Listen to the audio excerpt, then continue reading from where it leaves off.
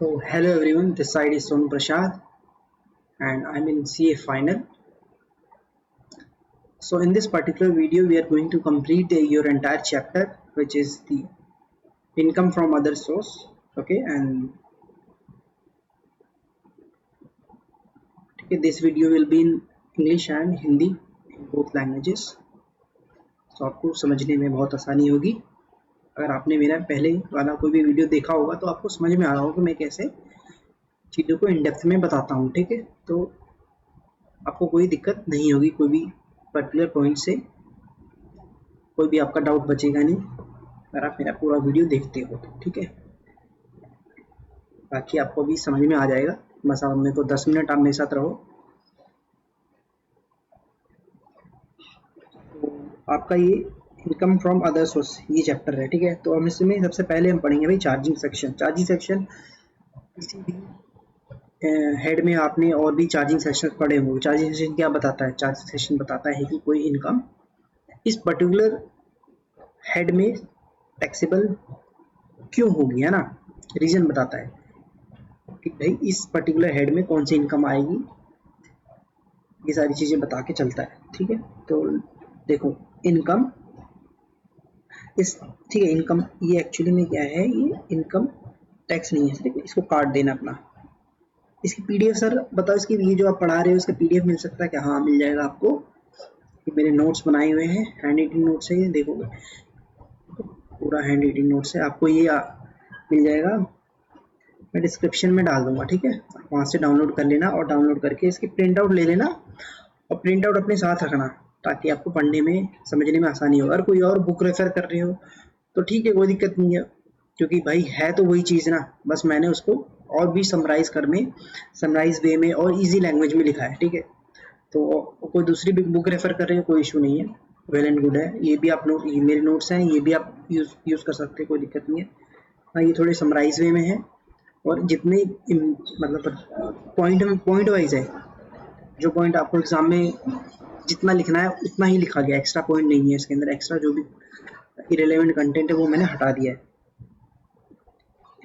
ठीक है, तो इसमें आपका income is taxable under this head if. ठीक है, कब टैक्सेबल होगा? कब टैक्सेबल होगा आपका?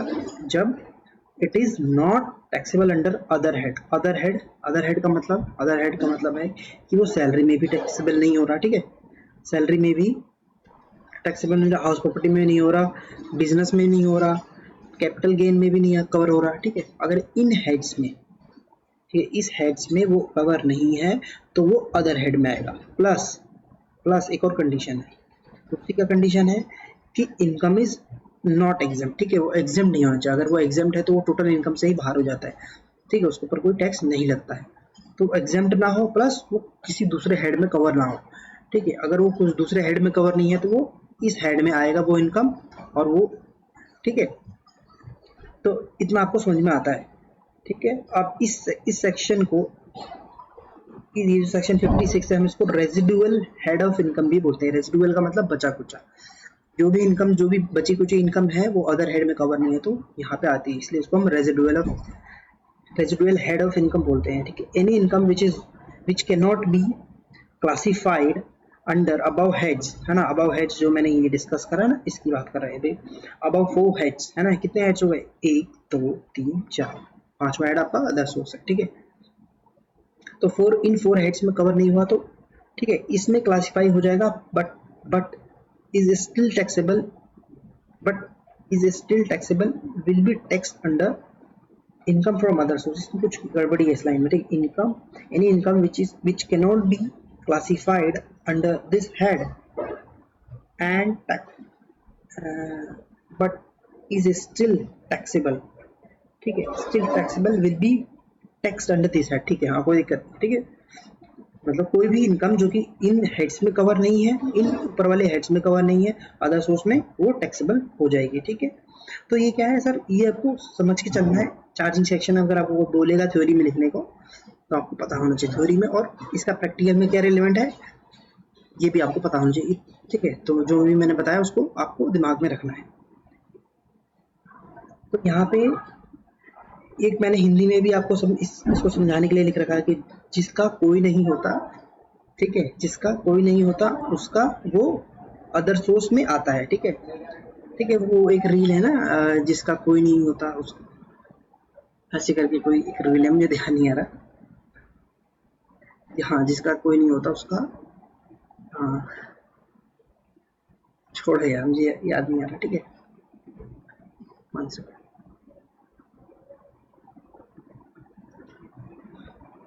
हाँ जी, तो ये रील थी ना, कोई जिसका कोई नहीं होता ऐसा कोई नहीं होता, तो ऐसे करके कोई रील है। ठीक है, तो आपको पॉइंट समझ में आ गया ना यहाँ पे कि इस हेड में कोई भी इनकम क्यों आएगी। ठीक है, कब आएगी, कब आएगी भाई, जब अदर सोर्स में आप दूसरे किसी भी हेड में कवर ना हो और आप वो इनकम एग्जेम्प्ट भी ना हो। ठीक है, तो इस हेड में आपकी वो इनकम आ जाएगी। अब देखो यहाँ पे लिस्ट प्रोवाइड करी, यहाँ पे टोटल आपको 16 पॉइंट दिख रहे होंगे। ठीक है, टोटल आपको 16 पॉइंट दिख रहे होंगे। ये 16 पॉइंट हम पढ़ने वाले हैं इस पूरे चैप्टर में। ठीक है, तो following income are taxable under this head. क्या है इसके अंदर, पहला डिविडेंड इनकम की बात करता है, कैजुअल इनकम की बात करता है। ये क्या होते हैं अभी मैं सारे पॉइंट्स एक एक करके अभी डिस्कस करूंगा, आपको बिल्कुल भी टेंशन, मैं अब आपको बता रहा हूँ कि ये 16 पॉइंट्स हैं जो हम अभी कवर करने वाले हैं। ठीक है, तो इनकम फ्रॉम यूटीआई, ठीक है, mutual fund, income from online games, interest, इनका इंटरेस्ट ऑन कंपनसेशन और इनहेंस कंपनसेशन, एडवांस मनी। ठीक है, income from netting out of plant and machinery, furniture, family pension, salary, amount received under life insurance policy, amount received in excess of पे market value. ठीक है, gift की बात कर रहा है। फिर इसके बाद अनडिस्क्लोज इनकम, इसके बाद income from virtual digital asset, other income not taxable under the head and not exempt. ठीक है, ये वाला देखो। अब आप कहोगे सर आपने ये बोला कि कोई इनकम एग्जेम्प्ट नहीं होती, सॉरी कोई इनकम एग्जेम्प्ट नहीं है प्लस वो किसी दूसरे हेड में कवर नहीं है, तो वो पॉइंट यहाँ पे आएंगे। बट यहाँ पे तो आपने ये पॉइंट तो ऑलरेडी है, इसके पीछे का क्या लॉजिक है कि ये 15 पॉइंट है। देखो ये 15 पॉइंट उन्होंने एक लिस्ट प्रोवाइड करी है, ये तो होना ही है, ये तो होना ही है। ये 15 ये इनकम यहीं पे टैक्स होगी। आपको ऐसा फील होगा कि हाँ सर ये तो बिजनेस में चली जानी चाहिए, या फिर बिजनेस में, या फिर किसी और हेड में टैक्सेबल होनी चाहिए, बट ऐसा नहीं है। ये जो 15 स्टार्टिंग 15 पॉइंट्स हैं वो इसी हेड में ऑलवेज आएंगे, इसके ऊपर कोई क्वेश्चन आपको नहीं करना है, दिमाग में नहीं रखना कि भाई ये सैलरी में या फिर ये बिजनेस में भी तो जा सकती हैं। तो ठीक है, तो ये जो लिस्ट है वो अगर सोर्स में ही हमेशा ये इनकम टैक्सेबल होगी। ठीक है, और ये जो 16th वाला पॉइंट क्या था, 16th वाला जो भी अदर इनकम बच गई, जो हमने चार्जिंग सेशन में पढ़ा ना, जो भी अदर इनकम बच जाती है जो एग्जेम्प्ट नहीं है वो इस हेड में आती है, तो ये 16 इनकम 16th वाला पॉइंट है। ठीक है, अब बात करते हैं आगे, taxability of dividend. Taxability of dividend पहला वाला पॉइंट है ना, ये पहला पॉइंट है। ठीक है, डिविडेंड की बात करते हैं। सर डिविडेंड क्या होता है,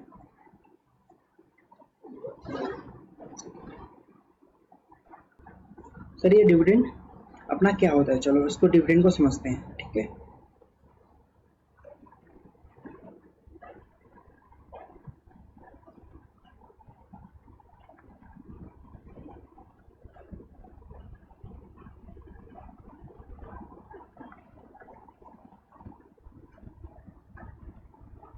क्या हो रहा है,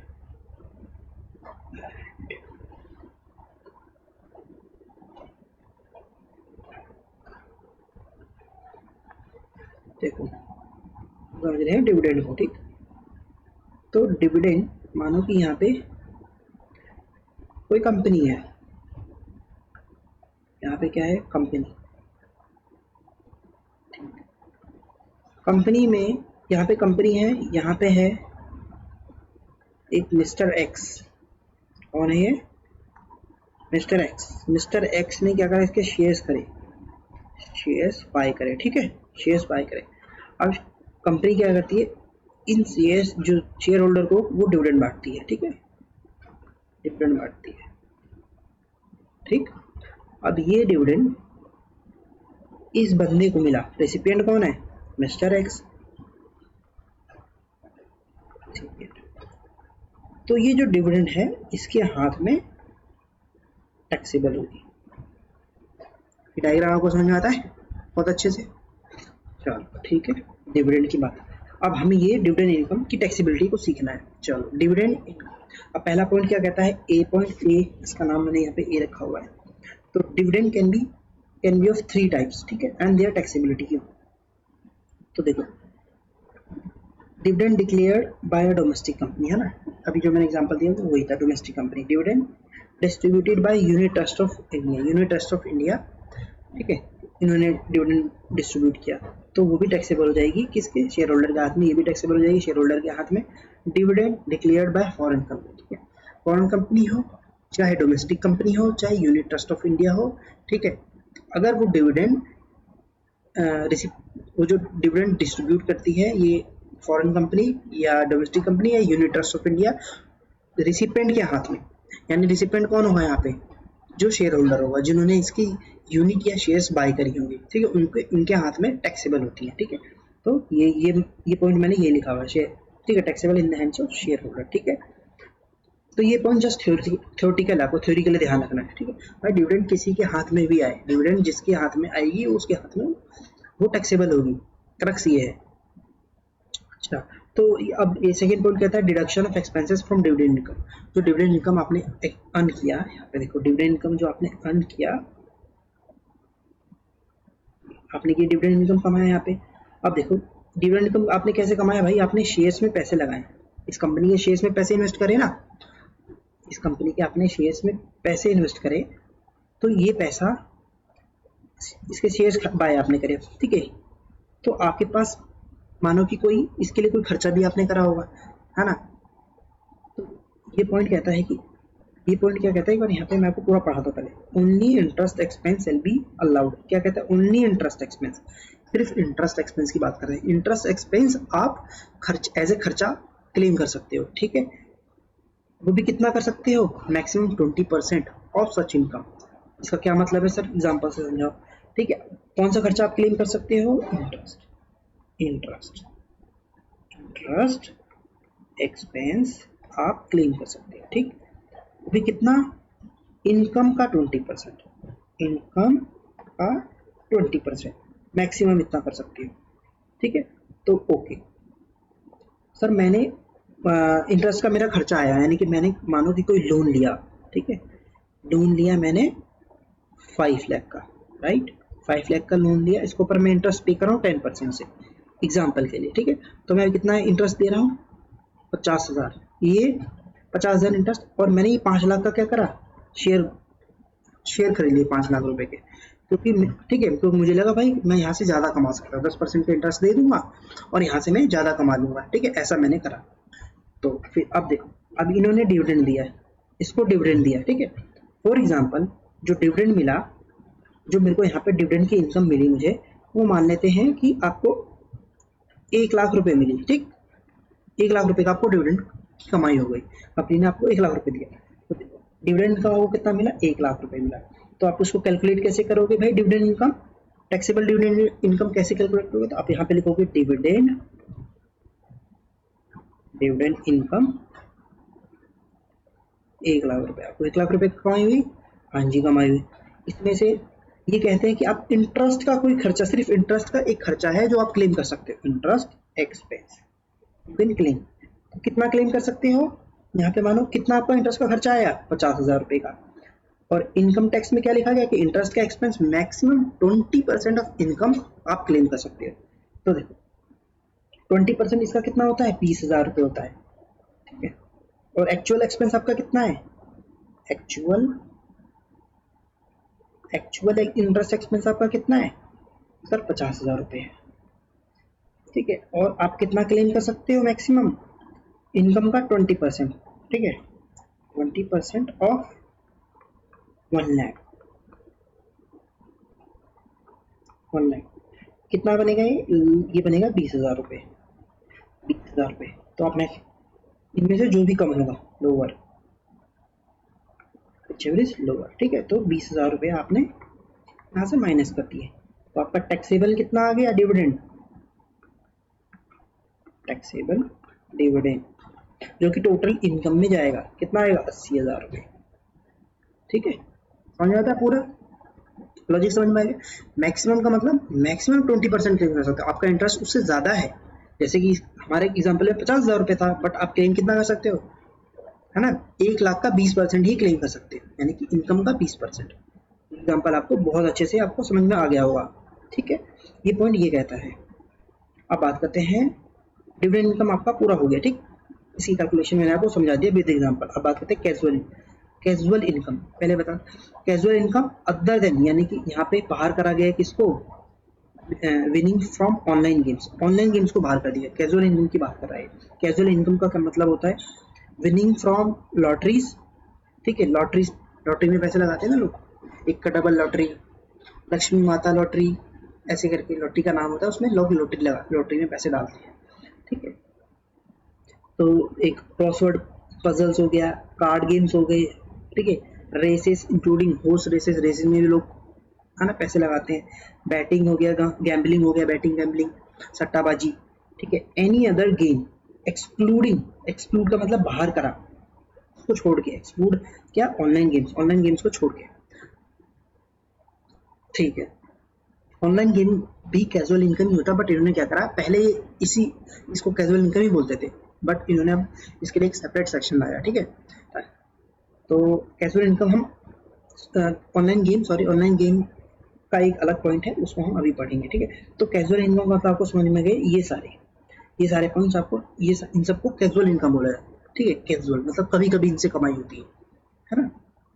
एक तरीके से क्या बोलेंगे, एक तरीके से बर्बादी वाली इनकम, जो विनिंग फ्रॉम लॉटरी बर्बादी वाली तो है, लोग अपना घर बेच के, लोन लेके इन सब चीज़ों में पैसा लगाते हैं, कार्ड गेम्स है ना, बैटिंग गैम्बलिंग, और पैसा अपना बर्बाद करते हैं, ठीक है।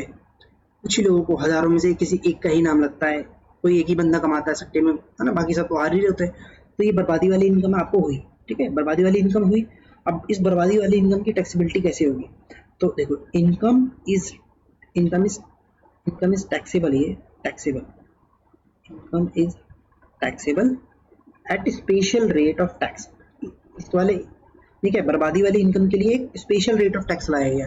क्या है वो tax rate which shall be 30%, ठीक है, 30% टैक्स रहेगा, प्लस सरचार्ज अलग से रहेगा, सेस भी अलग से रहेगा। देखो अब एक पॉइंट देखना, ये टैक्स रेट है आपका, ठीक है, और ये जो पॉइंट है सरचार्ज प्लस है। देखो सरचार्ज और सेस तो लगता ही लगता है, ठीक है, सरचार्ज और सेस तो लगता ही लगता है। सरचार्ज कब लगता है, बेसिक वाले चैप्टर मैंने आपको बताया था भाई, सरचार्ज कब लगेगा, जब इनकम से एक लिमिट होती है, इनकम की एक इनकम का अमाउंट होता है, उससे एक्सीड करता है तो सरचार्ज लगता है। ये सारे रेट होते हैं ना सरचार्ज के, जैसे जैसे इनकम वैसे वैसा सरचार्ज रेट, ठीक है। और सेस तो हर केस में लगता है, चाहे आपकी इनकम, चाहे आपका टैक्स का अमाउंट कितना भी हो, सरचार्ज किसके ऊपर लगता है, टैक्स के ऊपर लगता है। सेस किसके ऊपर लगता है, टैक्स के ऊपर लगता है।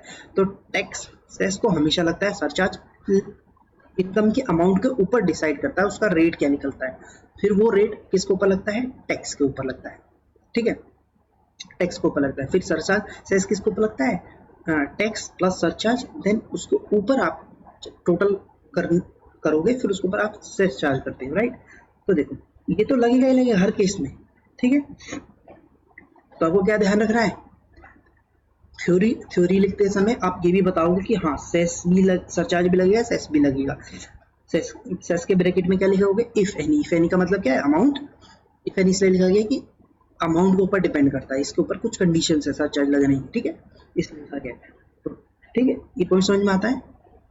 अब इसी से रिलेटेड हम अदर पॉइंट, ठीक है, इस बर्बादी इनकम, ये बर्बादी वाली इनकम कौन सी होती है, उसकी टैक्सेबिलिटी क्या होती है। अब इससे रिलेटेड अदर पॉइंट्स, क्या कहते हैं, no deduction of expenditure from such income. कोई आपकी बर्बादी वाली कोई भी इनकम हुई आपके यहाँ पे, मान लो आपकी लॉटरी लग गई, तो लॉटरी से रिलेटेड आपने कोई खर्चा किया होगा, है ना, लॉटरी से रिलेटेड कोई भी खर्चा किया होगा वो अलाउ नहीं होगा, ठीक है।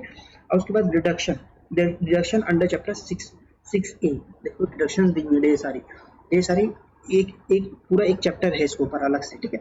तो इसमें जो डिडक्शंस दी जाती हैं, इस बर्बादी वाली इनकम से कोई भी डिडक्शन आपको नहीं मिलेगी, इसका पॉइंट का मतलब ये हुआ, ठीक है। No benefit of basic exemption limit की भी कोई बेनिफिट आपको नहीं मिलेगी। फॉर एग्जांपल सर, एग्जांपल से बताओ, एग्जांपल के लिए आओ यहाँ पे देखो, मानो कि मेरे को 10 लाख रुपए की लॉटरी लग गई, ठीक, 10 लाख रुपए की मेरे को लॉटरी लगी, हाँ लगी। तो मैं क्या कर रहा हूँ, मैं सोच रहा हूँ कि इसको ना मेरे ऊपर तो स्लैब लगता है, मैं इंडिविजुअल हूँ, मैं मान के चलता हूँ, मैं एग्जाम्पल के लिए कि मिस्टर ए है, इंडिविजुअल है, ठीक है, इसको ऐसे समझो, मेरे पर कि मैं लॉटरी में पैसे नहीं लगाता, ठीक है। मिस्टर ए, तो मिस्टर ए को 10 लाख रुपए का इनकम हुआ, ये सोच रहा है कि मैं इसके ऊपर स्लैब लगा देता हूँ, क्या मैं इसके ऊपर स्लैब लगा देता हूँ। स्लैब में क्या करेगा, पहले 2.5 लाख, सोचिए 2.5 लाख ये क्या करेगा, नील कर देता हूँ, 2.5 लाख तो नील हो गया।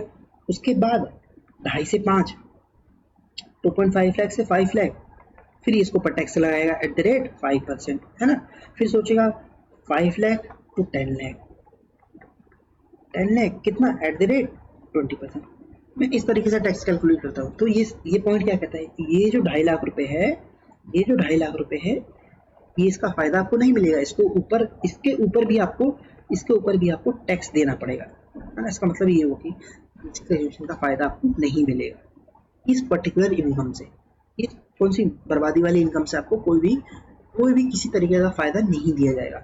इसमें सीधे सीधे आपको 30% का टैक्स रेट लगता है, ठीक है। जिसके ऊपर भी स्पेशल रेट ऑफ टैक्स लगता है, उससे ये चारों पॉइंट उसके लिए कॉमन रहेंगे।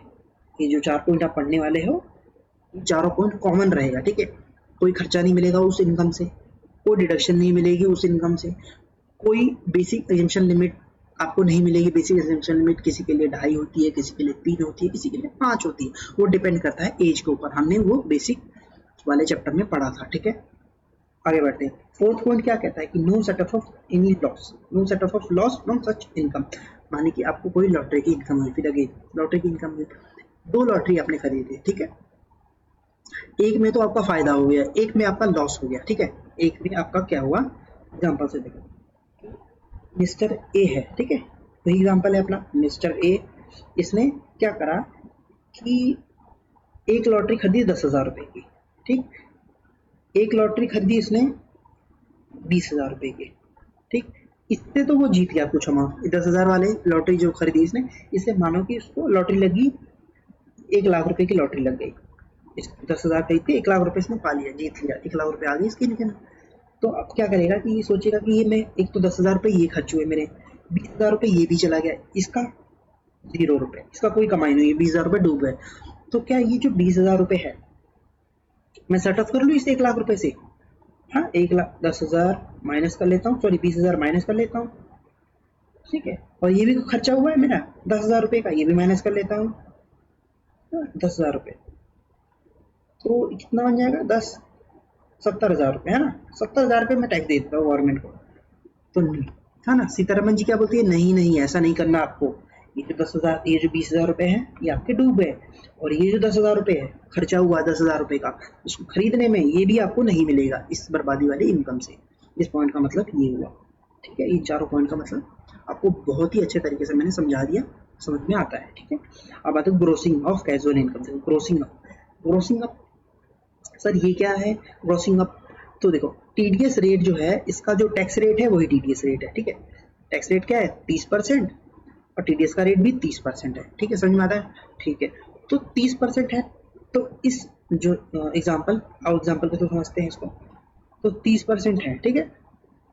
तो मानो कि यहाँ पे आप 1 लाख रुपए जीते, यही वाला एग्जाम्पल है, आप 1 लाख रुपए जीते, आपको पता है टीडीएस कटता है, ठीक है। बेसिक अगर आपको नहीं पढ़ा है टीडीएस होना है हो जाता है, ठीक है। देखो तो जितना बोल रहा हूँ उतना समझ लीजिएगा, टीडीएस कटता है, ठीक है। जो पेयर है जिसने एक और अच्छा सा एग्जांपल लेता हूँ, इसका मैं और अच्छा सा एग्जांपल लेता हूँ। अब आप देखो ये एग्जांपल कि आप गए केबीसी में, है ना, कौन बढ़ेगा करोड़पति में आप सेलेक्ट हो गए, ठीक है। वहाँ गए, हॉट सीट पे बैठे, अमिताभ बच्चन साहब की बातचीत हुई, क्वेश्चन का जवाब दिया आपने, और आप 10 लाख रुपए जीत गए, ठीक, 10 लाख रुपए जीत गए। तो आपको क्या लगता है पूरे 10 लाख रुपए आपको दे देंगे, आपके अकाउंट में आ जाएगा, आपको क्या लगता है? तो ऐसा नहीं होता, ठीक है। देखो 10 लाख रुपए की कहानी क्या होती है, 10 लाख में से टीडीएस कटता है आपका, ये क्या है आपकी, एक तरीके से विनिंग इनकम है, ये क्या है, कैजुअल इनकम है, कैजुअल इनकम में कवर है ये, ठीक है। कैसी कैजुअल इनकम है, इसकी जरा मैंने डेफिनेशन पढ़ा वापस से आके देखो, winning from lottery, betting, gambling, any other game, कोई भी गेम है, ये क्या है, इसमें कैजुअल इनकम में आता है ये,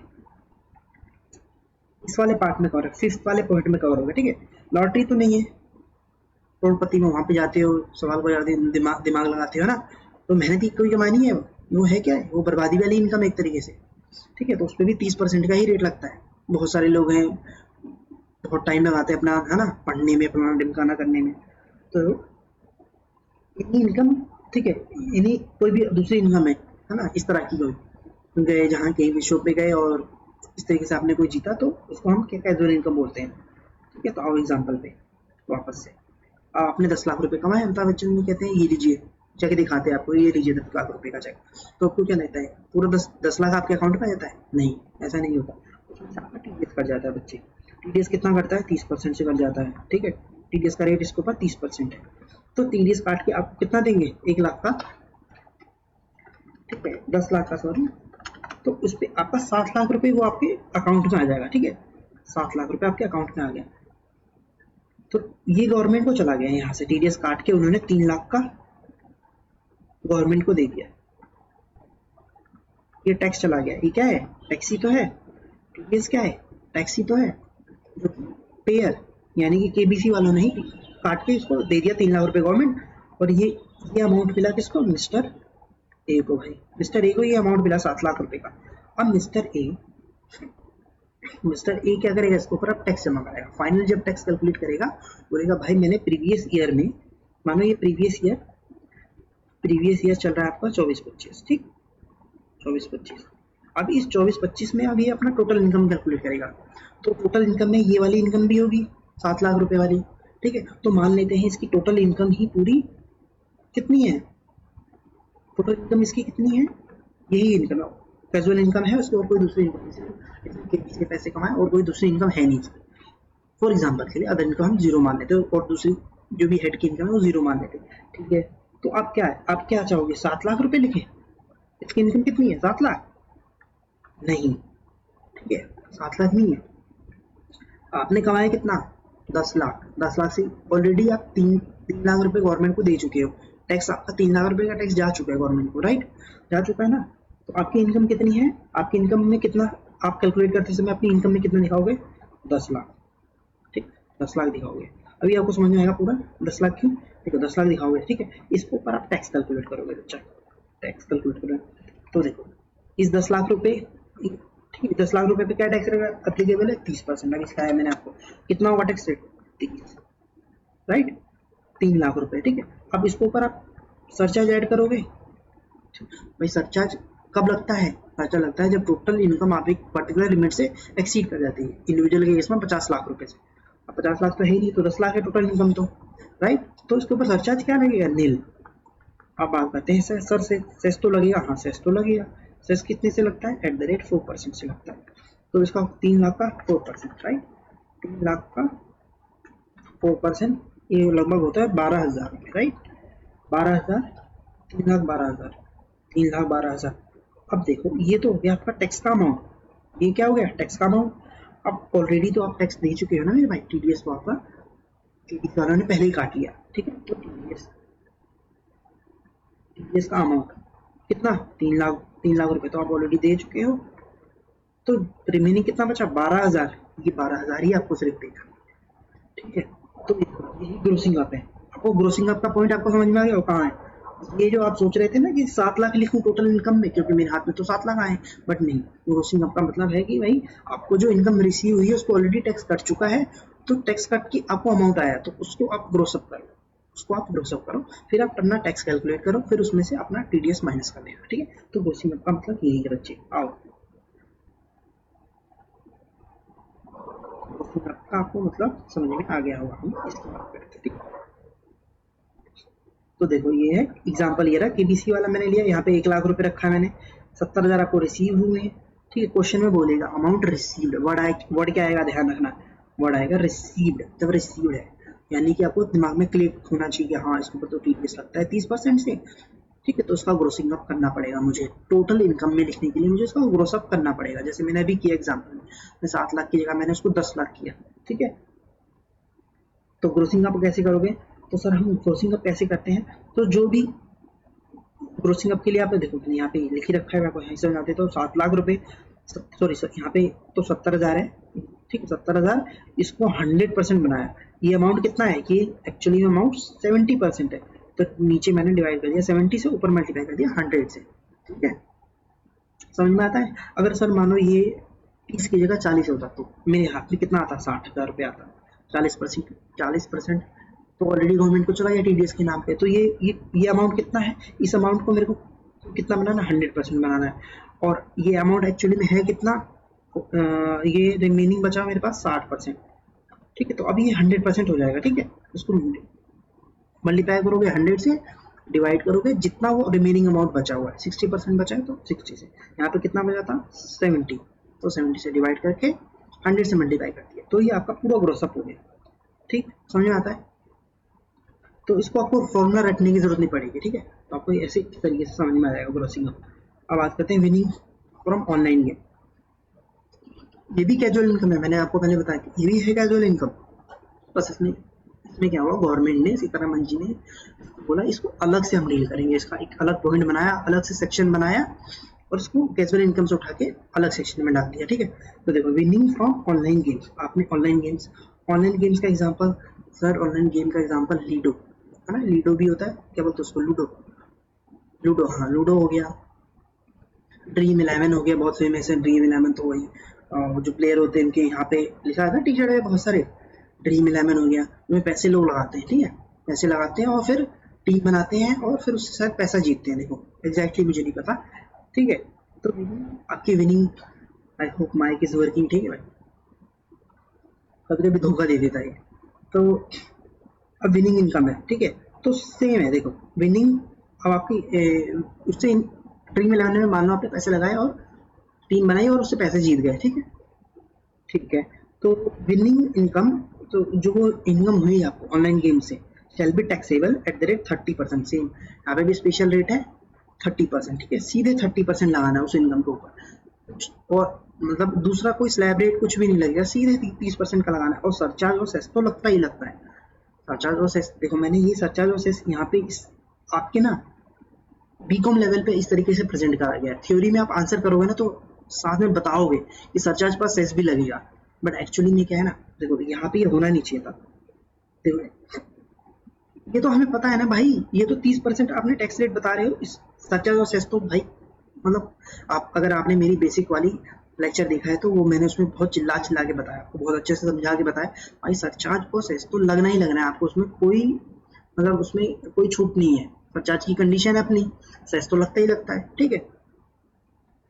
तो ये पॉइंट, बट आपके बीकॉम लेवल पे आपको क्या है, इस तरीके से लिखना है, जब आप थ्योरी में आंसर करोगे ना, थ्योरी में आंसर करोगे तो बताओगे 30% का रेट लगेगा, सरचार्ज लगेगा, इस तरीके से जैसे मैंने लिखा है, ये डिट्टो कॉपी पेस्ट आपको करके आना है, ठीक है। अब बात करते हैं अदर पॉइंट, इस बर्बादी वाली इनकम की बात कर रहा हूँ मैं, विनिंग आपको हुई, ठीक है। अदर इनकम, अदर पॉइंट में क्या है, सेम वो 4 पॉइंट बिल्कुल सेम डिट्टो कॉपी पेस्ट है, ठीक है। क्या कोई भी खर्चा आपको अलाउ नहीं होगा, ठीक है, कोई भी खर्चा आपको अलाउ नहीं होगा इस इनकम से। इस कोई आपने ऑनलाइन गेम में क्या खर्चा करा, आपने ऑनलाइन गेम में मानो ऑनलाइन ड्रीम 11 के लिए कुछ पैसे लगाए होंगे ना, तो वो भी तो आपको खर्चा है।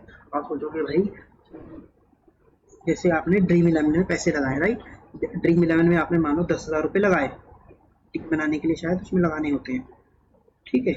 तो 10,000 रुपये आपने लगाए और आप 1 लाख रुपये जीते, अब 1 लाख रुपये जीते तो 10,000 का तो आपका खर्चा हो गया, आप सोचोगे क्लेम कर लेता हूँ, बट ये पॉइंट क्या कहता है, नहीं, जो बर्बादी वाली इनकम है इससे कोई भी 1 रुपये का भी आपको खर्चा अलाउ नहीं होगा, ठीक है, अलाउ नहीं होगा, ठीक है। ये पॉइंट ये है, सेम चैप्टर कोई डिडक्शन नहीं मिलेगा, बेसिक पेंशन की लिमिट का कोई फायदा नहीं मिलेगा आपको, और लॉस भी कोई सेटअप नहीं होगा। मान लो कि एक लॉस हो गया, ठीक है, आपको कोई लॉस हो गया तो वो लॉस डूब जाएगा आपको, ठीक है। ये चारों पॉइंट बिल्कुल ऊपर डिटो कॉपी पेस्ट हो गए। अब बात करते हैं इंटरेस्ट इनकम की। Interest income, sir interest income में देखो, इंटरेस्ट ऑन सिक्योरिटी,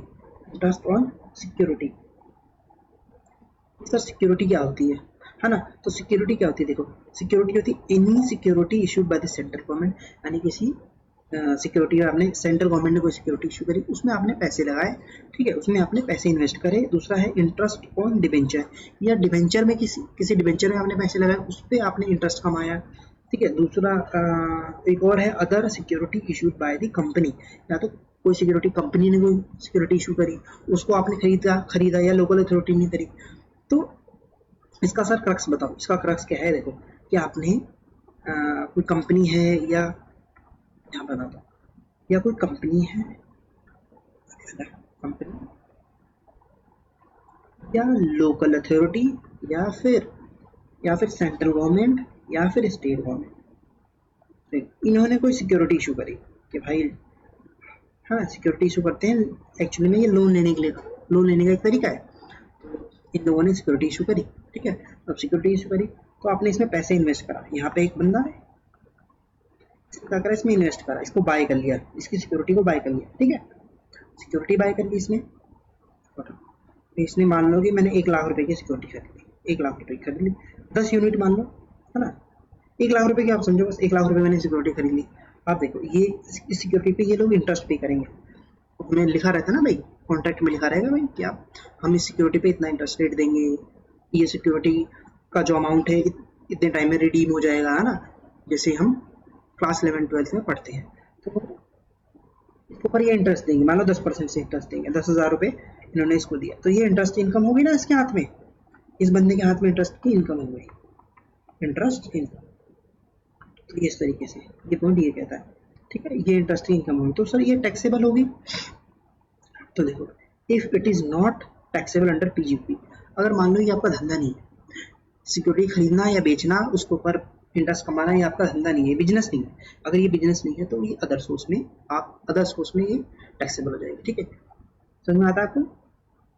अब ये पॉइंट ये क्लियर हुआ, टैक्सेबिलिटी, ये टैक्सेबल तो है, कोई इसमें कोई दिक्कत नहीं है, टैक्सेबल तो है वो।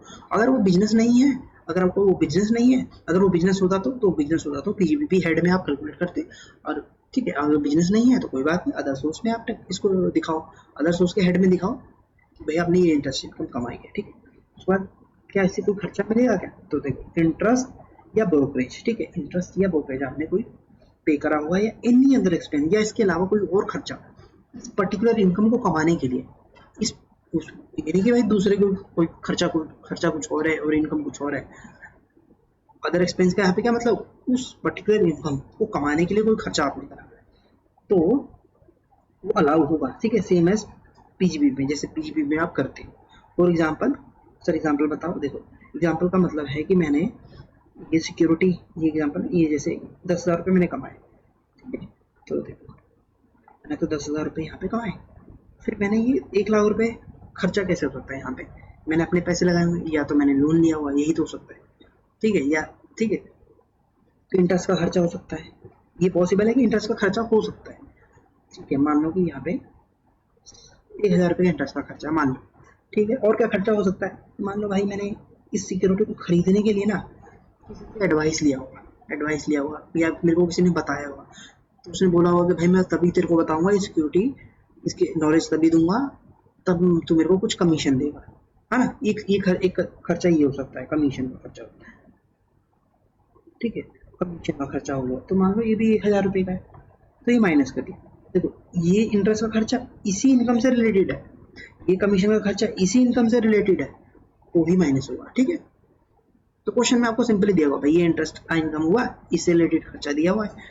अब ये आपका, ये रहा आपका इनकम, कितना 1,000 चला गया, 1,000 ये चला गया, 10 कितना 8,000 की इनकम आपकी, ये टैक्सेबल होगी। टैक्सेबल होगी मतलब सर टोटल इनकम में आप दिखाओगे इंटरेस्ट की इनकम कितनी दिखाओगे, 8,000 रुपये, ठीक है, समझ में आता है, ये टैक्सेबल हो गया। अब बात करते हैं, ये तो हो गया ऑन सिक्योरिटी, इंटरेस्ट किसके ऊपर कमाया आपने, सिक्योरिटी के ऊपर।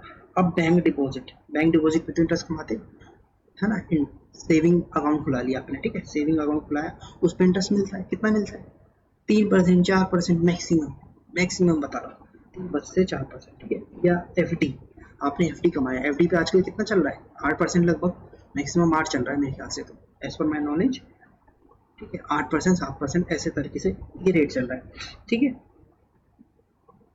तो ये आपने इंटरेस्ट कमाया, ठीक है, ये भी इंटरेस्ट की इनकम है, ये भी इनकम है, ठीक है। तो ये भी आपकी क्या दिखाओगे अदर सोर्स में, interest on FD, interest on savings, ठीक है, सेविंग्स अकाउंट, ये इस तरह से आप टोटल इनकम में लिखोगे।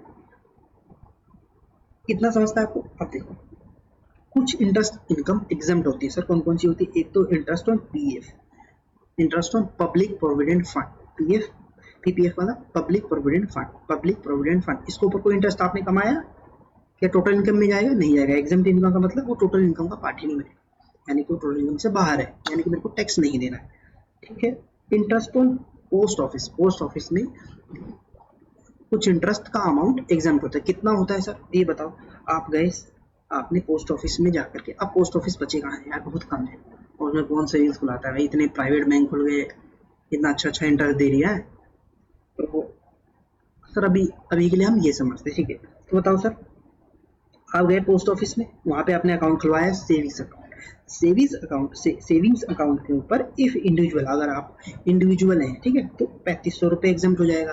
सर 3500 रुपये एग्जाम्प्ट हो जाएगा, इसका मतलब क्या है, मानो कि आपकी इंटरेस्ट, आपको सेविंग्स अकाउंट पे 10,000 रुपये का इंटरेस्ट मिल रहा है, ठीक, 10,000 आपको इंडिविजुअल, आपने सेविंग्स अकाउंट खुलवाया पोस्ट ऑफिस में, और उसके ऊपर आपको 10,000 रुपये की इनकम की कमाई होगी, और फिर आप इंडिविजुअल हो, फिर आपको पता लगा हाँ हमने इनकम टैक्स में पढ़ा है भाई, ये 10,000 में से तो 3500 इंडिविजुअल को माफ होते हैं, ठीक है, एग्जाम्प्ट होता है, 3500 एग्जाम्प्ट हो गया, तो कितना बचता है आपका, ये 6,500 रुपये रहे, ये आपका टैक्सेबल हो जाएगा, राइट, समझता है। सिर्फ पोस्ट ऑफिस में सेविंग्स बैंक अकाउंट का, बैंक अकाउंट में सेविंग्स अकाउंट खुलता है, वो मत समझ लेना, पोस्ट ऑफिस लिखा हुआ है, पोस्ट ऑफिस में सेविंग्स बैंक अकाउंट खुलाया है आपने, तब आपका, अगर आप इंडिविजुअल हो तो 3500 एग्जाम्प्ट है। अगर आप जॉइंट अकाउंट खुलवाते हो, हाँ, 2 लोग मिलकर खुलवा सकते हैं, 2 या 2 से ज़्यादा लोग मिलकर जॉइंट अकाउंट खुलवा सकते हैं, हाँ, उनको 7,000 रुपये का एग्जाम्प्ट है, समझता है। अब देखो ग्रोसिंग अप, इसमें भी ग्रोसिंग अप का पॉइंट आ गया, क्यों आ गया, इसमें टीडीएस कट जाता है बच्चे। अब अगर टीडीएस कटता है, इसलिए देखो interest 100 minus rate of TDS, वही ग्रोसिंग का तरीका है ना। जैसे फॉर एग्जाम्पल मानो 10% का इंटरेस्ट का रेट है, 10% का टीडीएस का रेट है, किसके ऊपर, इंटरेस्ट ऑन इंटरेस्ट इनकम के ऊपर, ठीक है। तो मानो 10% का है, तो यानी कि आपको जो अमाउंट मिलेगा वो 90% मिलेगा, 10% का तो ऑलरेडी टीडीएस कट जाएगा है, 90% आपको अमाउंट मिलेगा।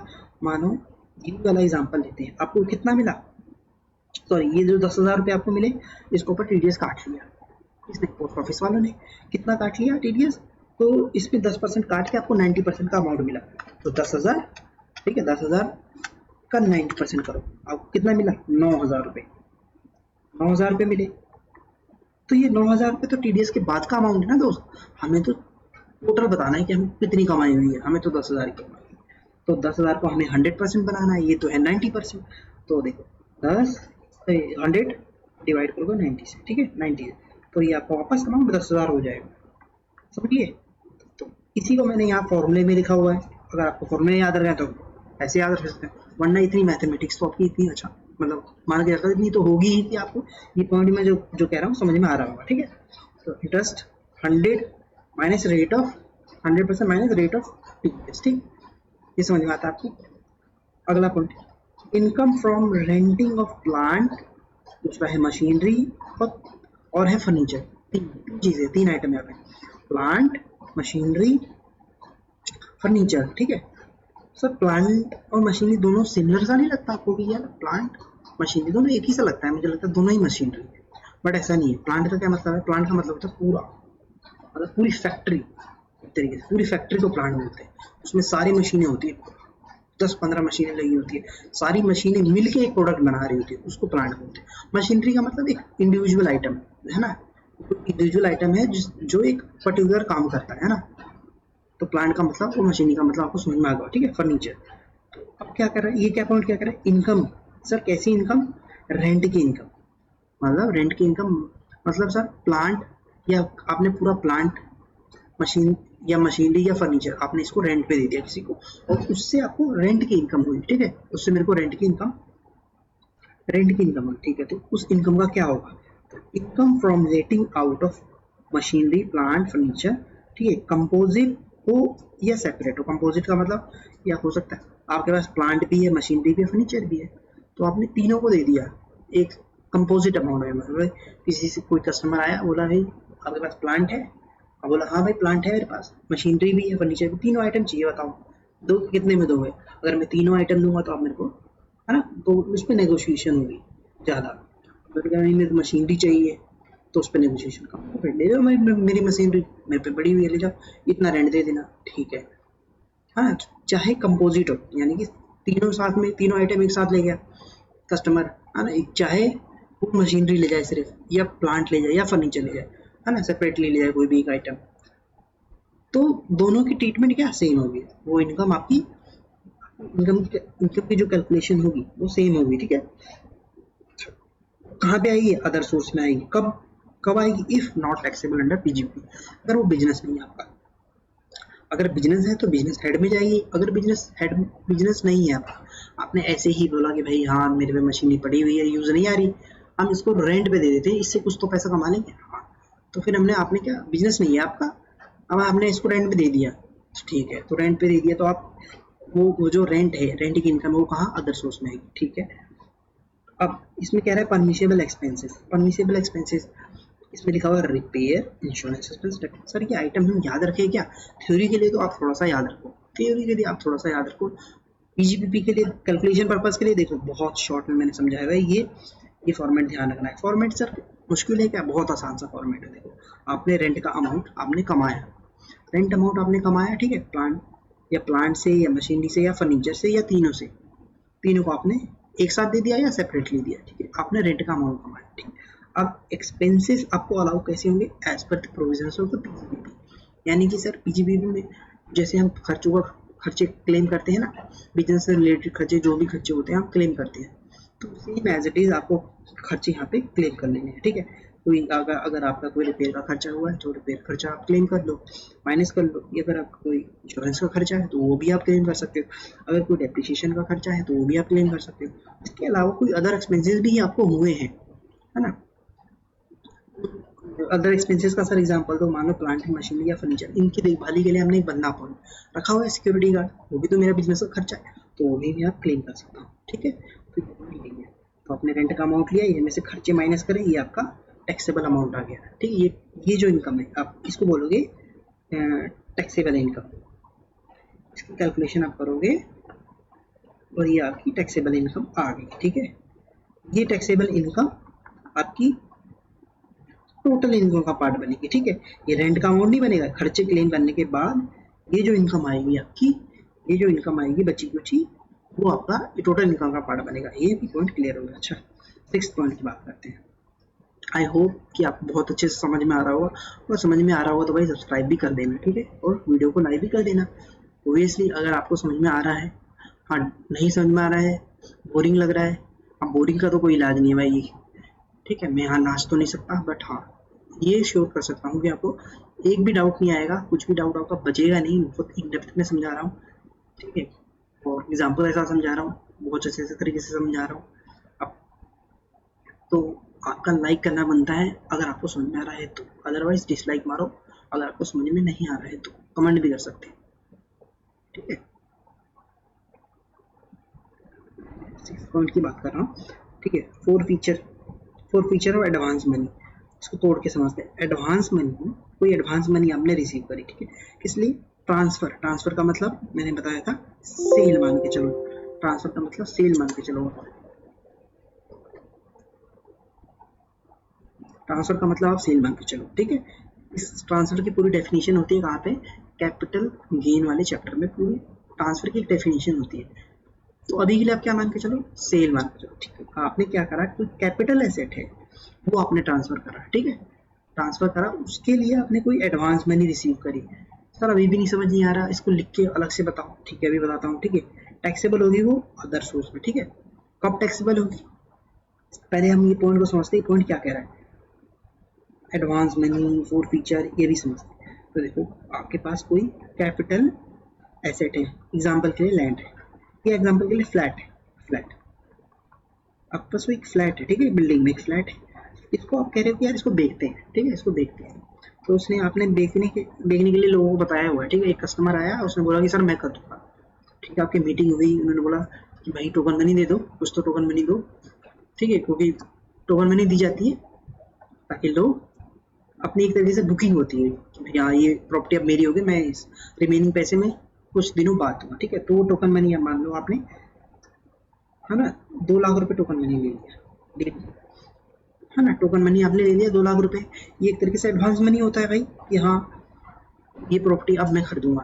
तो इस बंदे को, मिस्टर ए को रिसीव हुआ, ठीक है, किसी से 2 लाख रुपए, इसके लिए फ्लैट के रिगार्डिंग कैपिटल, ये क्या है? कैपिटल एसेट है। ये क्या है? ये अमाउंट है, टोकन मनी है, ठीक है। तो एक तरीके से एडवांस अमाउंट है ना, एडवांस अमाउंट ही तो है। बाकी के रिमेनिंग पैसे वो कुछ बाद जो भी पीरियड डिसाइड होता है कि भाई हाँ सर मेरे को 2 महीने का टाइम दो या 1 महीने का टाइम दो या 15 दिन का टाइम दो, मैं आपको पे कर दूंगा बाकी के पैसे, ठीक है। तो ये जो अमाउंट है एडवांस मनी दिया था। और ये जो टोकन मनी होता है जनरली क्या होता है, लोग वापस नहीं करते। क्यों वापस नहीं करते? जनरली मार्केट में ऐसा प्रैक्टिस चलता है कि भाई कुछ लोग कर भी देते हैं, तो मैक्सिमम होता है कि वो फोरफिट मतलब रख लिया जाता है। अगर आपने डील कैंसिल करी तो ये अमाउंट मैं रख लूंगा। कौन रख लेगा? जो फ्लैट बेचने वाला था, जो सेलर होता है, जो ट्रांसफर कर रहा होता है, ठीक है। तो मिस्टर ए ने क्या करा, ये अमाउंट को फोरफिट कर लिया। मतलब फोरफिट मतलब 12th में फोरफिट मतलब रख लिया भाई कि अब डील किसी कारण से डील कंटिन्यू नहीं हुई, डील कैंसिल हो गई। तो ये 2 लाख रुपए क्या हो गए? किसके हो गए? ये 2 लाख रुपए मिस्टर ए के हो गए। हाँ जी ठीक है। तो ये 2 लाख रुपए अदर सोर्स वाले कहते हैं, निर्मला जी कहती है ये 2 लाख रुपए आपको हुए ना कमाई, ये 2 लाख भी आपकी टोटल इनकम में आएगा, इसके ऊपर भी आपको टैक्स देना पड़ेगा। अच्छा ठीक है। तो ये पॉइंट का इसका मतलब ये हुआ, ठीक है। Advance money for future transfer of capital asset से, ठीक है। Advance for feature of feature लिख दिया मैंने यहाँ पे गलती से, ये फॉर फीचर होता है ना, फॉर फीट कर लेते हैं जिसको अपन बोलते हैं, for feature of advance money receive, ठीक है। समझ में आता है? अब देखो इन सम, अब इसी बात को मैंने यहाँ पे लिखा हुआ है, देखो इसी बात को, any sum received as advance in the course of negotiation for transfer of a capital asset shall be taxable, ठीक है, अंडर अदर सोर्स, ठीक है। if such sum is forfeited, on or after, ठीक है। स्पेलिंग यहाँ पे गलत हो गई है, ठीक है, माफ करना, ठीक। ऑन और आफ्टर 1 अप्रैल 2024, कब?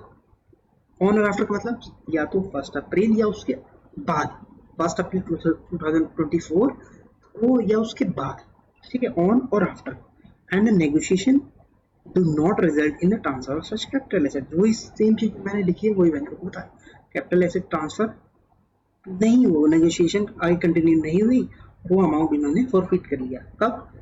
इसमें यहाँ पे डेट डली हुई है 1 अप्रैल 2024 या उसके बाद। तो वो जो अमाउंट मेरे को 2 लाख रुपए आए वो मेरे हाथ में टैक्सेबल रहेंगे, वो मिस्टर ए के हाथ में जो है वो टोटल इनकम का पार्ट बन जाएगा, वो अदर सोर्स हेड में दिखाएगा वो कि हाँ भाई मेरे को फोर फीचर का अमाउंट अपना मेरा 2 लाख रुपए है, ठीक है। अब बात करते हैं 7th पॉइंट पे, ठीक है। ये कहता है amount received under life insurance policy other than ULIP and keyman insurance, keyman insurance policy and ULIP, इसके बारे में हम पीजीपीवी में डिस्कशन करते हैं पूरा। तो पीजीपीवी वाला चैप्टर एक बार आप देखना, आपको वहां से समझ में आ जाएगा, ठीक है।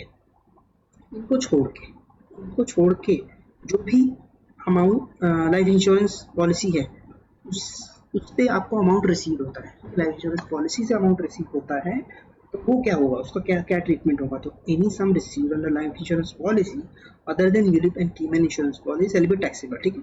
तो लाइफ इंश्योरेंस पॉलिसी कोई अमाउंट रिसीव हुई तो वो टैक्सेबल होती है, ये पॉइंट ये कह रहा है। इफ अब टैक्सेबल होगी, if such some is not exempt नहीं होगी तो वो टैक्सेबल हो जाएगी, ठीक है। तो एग्जाम्प्ट कब होगी वो हम डिस्कस करेंगे पूरा पीजीपीवी वाले सेक्शन में। पीजीपीवी में एक पॉइंट आएगा तो हम पूरा डिटेल समझेंगे। अभी के लिए सर बताओ, अभी के लिए क्या करूँ? अभी के लिए आप बस ये समझो कि लाइफ इंश्योरेंस पॉलिसी से कोई अमाउंट आया है, वो एग्जाम्प्ट नहीं है, वो अदर सोर्स में टैक्सेबल हो जाएगा, ठीक है। इतना समझ में आता है, ठीक है। Calculation of income, sir income कैसे, इसमें कैसे कैलकुलेट होगा? देखो अमाउंट रिसीव्ड, आपको अमाउंट रिसीव होता है मेच्योरिटी पे, लाइफ जब एल.आई.सी की पॉलिसी जब मेच्योर हो जाती है तो उस पर अमाउंट रिसीव होता है, ठीक है, ठीक है। प्रीमियम भी पे करते हैं उसके लिए, कोई प्रीमियम जितना भी आपने प्रीमियम पे कराओ, ठीक है। डेट ये लिखा हुआ है till date of receipt of amount under life insurance, जितना भी आपने, ठीक है। मान लो 10 लाख रुपए की आपकी पॉलिसी अमाउंट है, 10 लाख रुपए मेच्योर होने पे मिल गए, उसमें आपने पॉलिसी उस पॉलिसी के लिए आपने 5 लाख रुपए पे, तो रिमेनिंग जो बचा 5 लाख रुपए, 10 लाख रुपए 5 लाख रुपए आपने पे करा और आपको 5 लाख रुपए का इनकम, ये इनकम, ये फायदा है। तो ये जो फायदा है वो आपका चार्जेबल होगा, इनकम अदर सोर्स में टैक्सेबल हो जाएगा, ठीक है। अब बात करते हैं इंटरेस्ट ऑन कंपनसेशन और enhance compensation. Compensation enhance compensation क्या होता है जरा समझाओ, अभी समझाता हूँ। देखो कंपनसेशन कब देती है? कंपनसेशन नॉर्मली गवर्नमेंट देती है भाई। कंपनसेशन यहाँ पे इस वाले पर्टिकुलर पॉइंट के लिए कंपनसेशन तो भाई कोई भी दे सकता है, ऐसा कोई जरूरत नहीं, आपका एम्प्लॉयर भी दे सकता है। यहाँ इस वाले पर्टिकुलर पॉइंट में गवर्नमेंट की बात हो रही है, गवर्नमेंट कंपनसेशन देती है, ठीक है। कंपनसेशन किस खुशी में देती है? आपने सुना होगा ना कभी, हाईवे बनाने होते हैं। अब हाईवे कैसे बनते हैं? ये सारी जमीनें तो सरकार की नहीं होती, है ना। तो इसमें जब हाईवे बनती है तो भाई लोग खेत जाते हैं, वो कंपल्सरी एक्विजिशन होता है, लोग उसमें कोई सवाल नहीं उठा सकते, है ना। उसमें सुप्रीम कोर्ट और या लीगल लीगल चीज़ें होती है उसके अंदर। तो जब आता है जब तो उसको न्यूज़पेपर में छापते हैं कि भाई हम यहाँ से हाईवे निकाल रहे हैं, जिसकी प्रॉपर्टी होगी वो गवर्नमेंट कंपल्सरली एक्वायर करेंगे, गवर्नमेंट के पास राइट होता है, ठीक है। इंडियन कॉन्स्टिट्यूशन में ऐसा कहा गया है ना कि भाई जो देश के डेवलपमेंट के लिए कोई काम होगा, उसमें कोई प्रॉपर्टी आती है तो वो गवर्नमेंट उसको कंपल्सरली एक्वायर कर सकती है, उसमें आप कुछ नहीं कर सकते, ठीक है। और गवर्नमेंट क्या करती है, तो इस तरीके से गवर्नमेंट को एक लैंड बनानी थी, ठीक है। मान लो दिल्ली से मुंबई तक की, दिल्ली से मुंबई भाई एक हाईवे बनाना है इसको, है ना, हाईवे माईवे, तो उसको एक हाईवे बनाना है यहाँ से, ठीक है। अब यहाँ से इसको हाईवे बनाना है तो जमीन चाहिए। अब इसमें गांव की जमीनें हैं, खेती है, खेती होती है, तो वो गवर्नमेंट क्या करेगी, कंपल्सरी एक्वायर करेगी, है ना, कंपल्सरी, है ना, एक्वायर करेगी उसको, कंपल्सरी इसको एक्वायर कर लेगी। अच्छा, एक्वायर करके उसको देगी कंपनसेशन, जो लोगों को अमाउंट मिलता है ना, है ना। तो गवर्नमेंट ने ले लिया उस लैंड, सारी लैंड को एक्वायर कर लेगी, लैंड ले लेगी यानी कि खरीद लेगी, तो वो कंपनसेशन देगी, कंपनसेशन उसको गवर्नमेंट देगी, ठीक है। लोगों को कंपनसेशन मिलता है, तो वो कंपनसेशन मिलने में हो सकता है बहुत टाइम भी ले जाता है, लेट भी ले जाता है, तो वो लिखा रहता है कंपनसेशन, उस जो उनका नोटिफिकेशन है या जो भी है डॉक्यूमेंट में लिखा रहता है कि भाई अगर हम इस डेट के बाद से कंपनसेशन देते तो उसमें डिले, उसको इंटरेस्ट देता है, गवर्नमेंट को इंटरेस्ट देना पड़ता है, ठीक है। इंटरेस्ट देना होता है उस कंपनसेशन के ऊपर, अगर आपने डिले करा तो डिले करा तो इंटरेस्ट, गवर्नमेंट को इंटरेस्ट देना पड़ता। अब ये जो इंटरेस्ट है, इसी इंटरेस्ट की बात कर रहे हैं इस पॉइंट में, देखो, इंटरेस्ट ऑन कंपनसेशन या इनहेंस कंपनसेशन। इनहेंस कंपनसेशन क्या होता है, मान लो मुझे ये कंपनसेशन मिला या किसी मिस्टर एक्स को मिला कंपनसेशन, ये कंपनसेशन से ये बंदा खुश नहीं है, बोला यार मेरी प्रॉपर्टी की वैल्यू तो है, अगर किसी प्राइवेट बंदे में मतलब अपनी विल से बेचता, मतलब खुद से बेचता, ना तो गवर्नमेंट ने कंपल्सरी कवर कर लिया बिना, है ना, बिना मुझसे पूछे, और मैं खुद से बेचता, अगर मैं इसको खुद से बेचता हूँ मार्केट में तो उससे ज़्यादा वैल्यू मिलती, तो मैं इससे खुश नहीं। जो मेरे को मान लो मेरे को 50 लाख मिले, मुझे लगा भाई इसकी वैल्यू तो 80 लाख होनी चाहिए, मुझे 80 लाख मिलनी चाहिए, मैं जाऊँगा गवर्नमेंट, मैं जाऊँगा कोर्ट में करूँगा केस फाइल करूँगा वहाँ पे। अब वहाँ पे मुझे वहाँ पे प्रोसीडिंग चालू होगी, है ना, फैसला आएगा।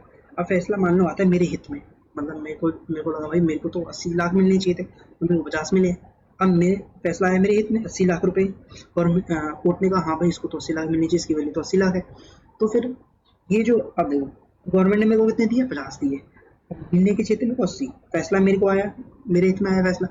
अब ये जो 30 लाख है, एक्स्ट्रा 30 लाख अब मुझे मिलेंगे ना, तो इसको बोलते हैं हम इनहेंस्ड, है ना, इनहेंस्ड कंपनसेशन,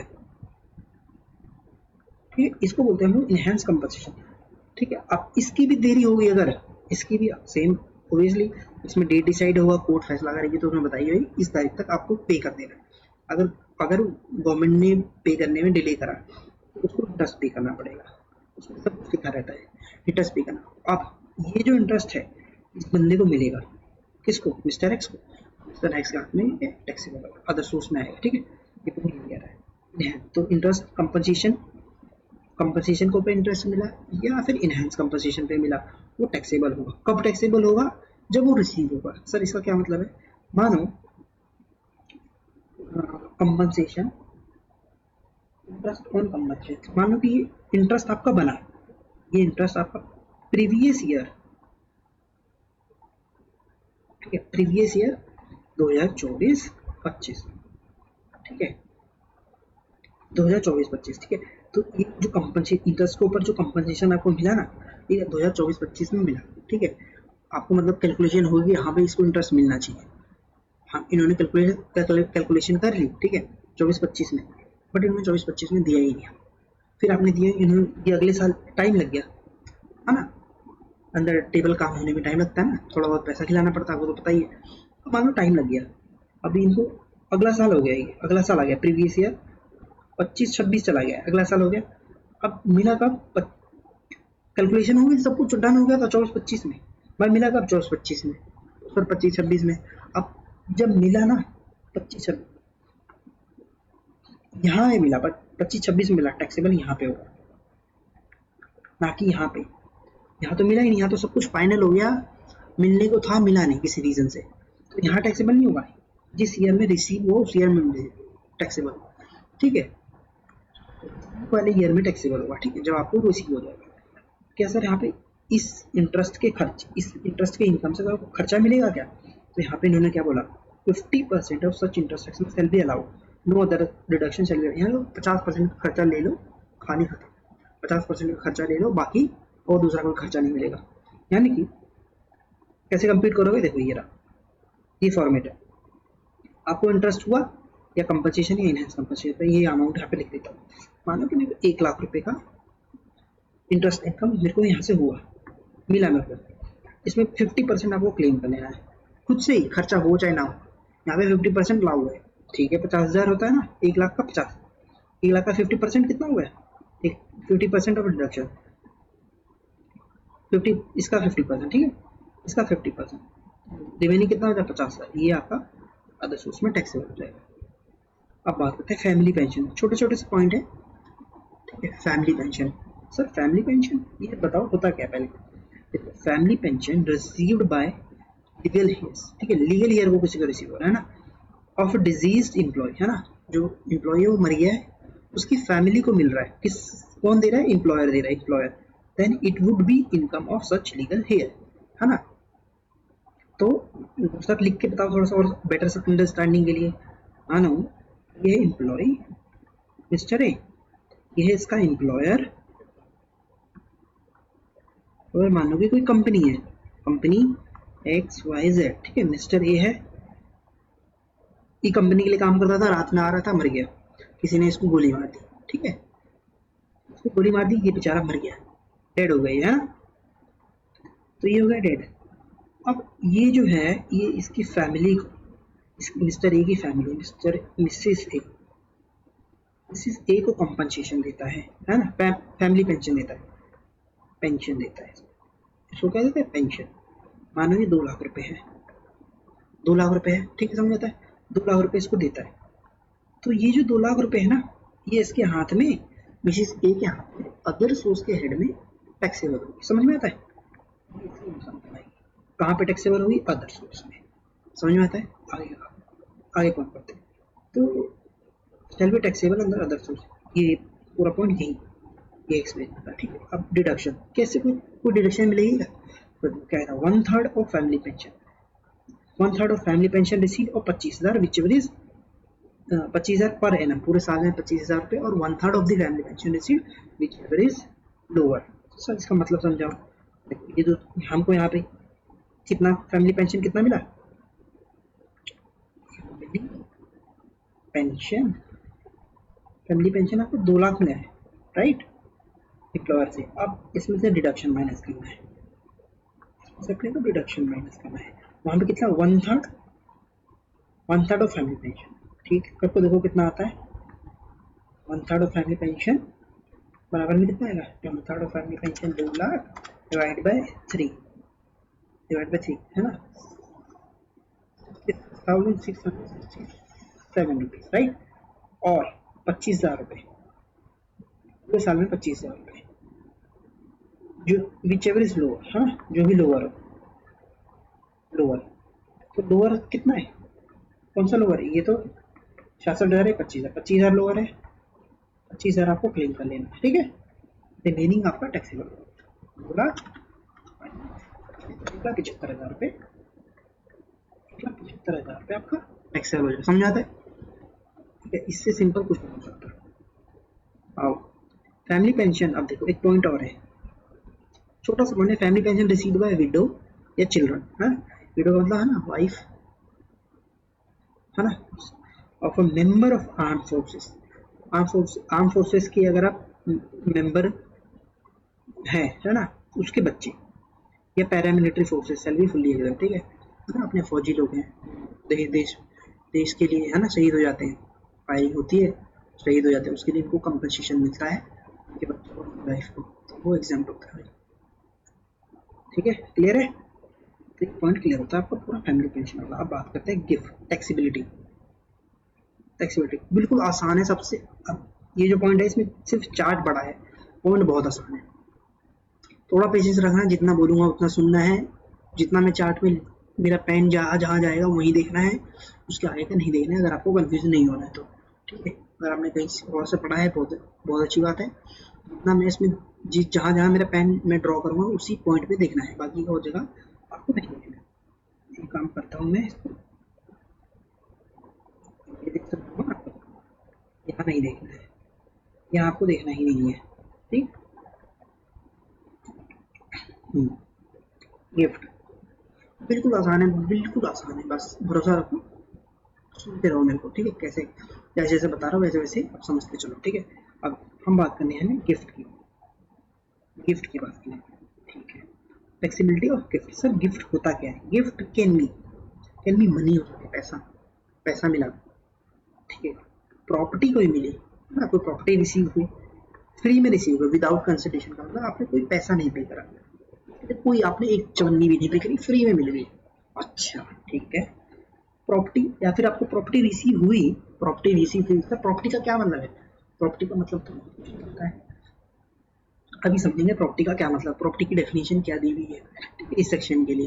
ठीक है, तो थोड़ा सा इंतजार करो, ठीक है, अभी के लिए सिर्फ प्रॉपर्टी। ठीक है, तो प्रॉपर्टी रिसीव हुई, एक तो विदाउट कंसिडरेशन मतलब टोटली फ्री, और एक हुई प्रॉपर्टी रिसीव हुई बट इनएडुकेट कंसिडरेशन, मतलब कुछ आप उसने आपने थोड़ी बहुत पेमेंट करी है ना, ठीक है, पेमेंट कितनी करी, वो इनएडुकेट मतलब भाई इनसफिशिएंट, हमने मतलब 10 लाख की प्रॉपर्टी थी, आपने 2 लाख में 2 लाख पे करा और है ना ले ली प्रॉपर्टी, तो इस तरीके से, तो ये उसकी बात करते हैं, यानी कि ये अपने तीन चीज है ना, मनी, प्रॉपर्टी विदाउट कंसिडरेशन, या प्रॉपर्टी विद कंसिडरेशन, थोड़ा बहुत कंसिडरेशन दिया, इनएडुकेट जो भी वो कंसिडरेशन क्या था, इनएडुकेट था। ठीक है, अभी अभी के लिए इतना ही समझना, ठीक, अगला पॉइंट, एप्लीकेबिलिटी। एप्लीकेबिलिटी के वे, this section is applicable to all person, इसको अगर एप्लीकेबल है ऑल पर्सन, आप एक और काम कर सकते हैं, जैसे जैसे मैं मार्क कर रहा हूँ ना चीज़ों को, ये ऑल पर्सन,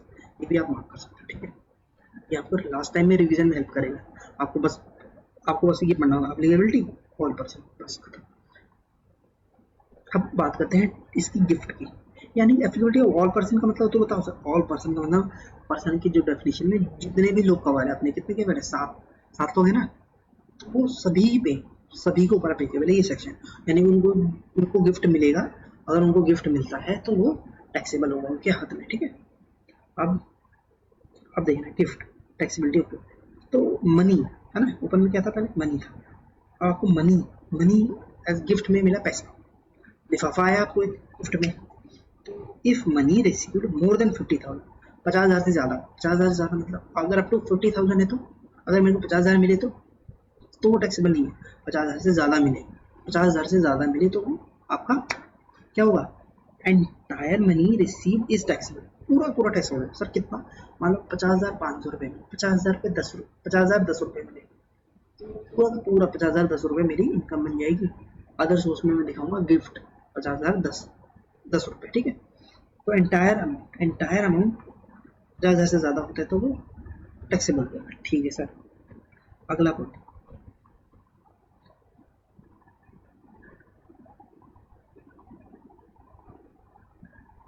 अगला पॉइंट क्या कहता है, ये कहता है, ये बात करता है मूवल, आपको मूवेबल प्रॉपर्टी कोई आपको रिसीव है, ठीक है, मूवेबल प्रॉपर्टी आपको कोई रिसीव है। अब ये प्रॉपर्टी की डेफिनेशन अभी हम समझेंगे, ठीक है, डोंट वरी।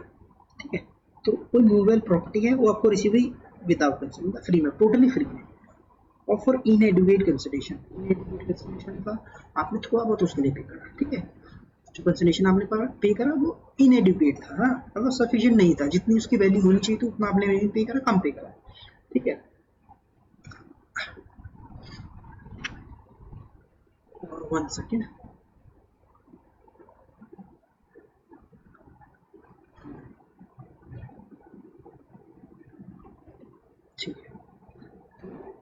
मैं आपको बता विदाउट कंसिडरेशन फॉर इनएडिक्वेट। अब देखो विदाउट कंसिडरेशन वाले को समझते हैं, इसका क्या कह रहा है। ये मूवेबल प्रॉपर्टी है कोई, ठीक है, मूवेबल प्रॉपर्टी है if fair market value, FMV का मतलब है फेयर मार्केट वैल्यू, ठीक है। अगर फेयर मार्केट वैल्यू 50,000 से ज्यादा है, 50,000 से ज्यादा है किसकी, मूवेबल प्रॉपर्टी, आपको movable property as a gift receive हुई और उसकी फेयर मार्केट वैल्यू 50,000 से ज्यादा है, ठीक है, 50,000 ज्यादा है तो entire fair market value is taxable, ठीक है, entire fair market value is taxable. दूसरा है for inadequate consideration, inadequate consideration मतलब आपने कोई कंसिडरेशन पे करा, राइट, वो सफिशिएंट नहीं था। अभी मैंने आपको यही समझाया, if difference amount is more than 50,000, देखो सभी में मोर देन 50,000 अभी तक जितना आपने पढ़ा है सही में लिखा है more than 50,000, more than 50,000, more than 50,000, right, तीनों पॉइंट में। तो यहाँ पे कह रहे हैं इफ डिफरेंस अमाउंट का मान लो आपने कोई प्रॉपर्टी खरीदी आपने 1,00,000 की प्रॉपर्टी फेयर मार्केट वैल्यू, अगर वो प्रॉपर्टी लेते, कोई मूवेबल प्रॉपर्टी थी, वो प्रॉपर्टी को लेते तो 1,00,000 है, बाहर से आप खरीदते हैं फेयर मार्केट वैल्यू से, उसकी फेयर मार्केट वैल्यू 1,00,000, बट आपने उसको कम में खरीदा, उसको 20,000 में खरीद दिया, तो वो जो डिफरेंस है 20,000 है ना, कोई प्रॉपर्टी थी 1,00,000 रुपए की, राइट, आपने उसको 20,000 में खरीद लिया, डिफरेंस कितना है यहाँ पे, यानी आपको फायदा कितने का हुआ, 80,000 का, कहने का मतलब है। तो ये डिफरेंस अमाउंट का मतलब वही है ना, fair market value minus consideration, 20,000 आपने दिया, राइट। तो ये पॉइंट क्या है,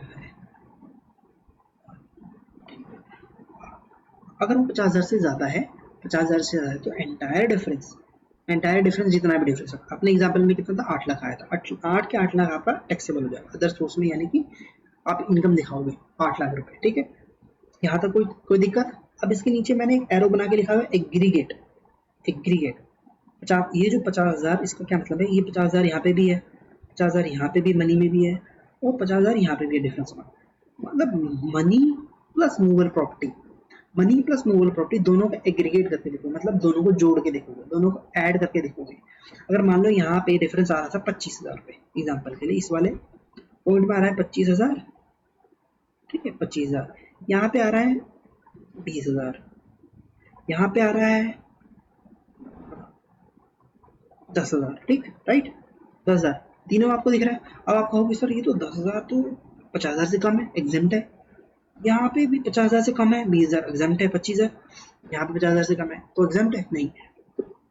मनी प्लस मूवेबल दोनों को ऐड करके देखो, क्या ये एग्रीगेट 50,000 से एक्सीड कर रहा है, तो ऐड करो 10,000 प्लस 20,000, 10,000 है ना, 10,000, 20,000 और 25,000 ऐड करके देखो कितना बनता है, तो 45, 10, 55, तो 50,000 से ज्यादा हो रहा है, तो ये एग्रीगेट का मतलब ये है। अब 50,000 से ज्यादा है तो एंटायर जो अमाउंट है, जो अभी यहाँ पे कितना मानो 55,000, तो 55,000 आपका पूरा टैक्सेबल हो जाएगा, इनकम में दिखाओगे, अदर सोर्स में दिखाओगे, ठीक है। मनी कितना दिखाओगे, मूवेबल प्रॉपर्टी कितना दिखाओगे, है ना, मनी का दिखाओगे 10,000, मूवेबल प्रॉपर्टी का दिखाओगे है ना 20,000 और 25,000, ठीक है, समझ आता है।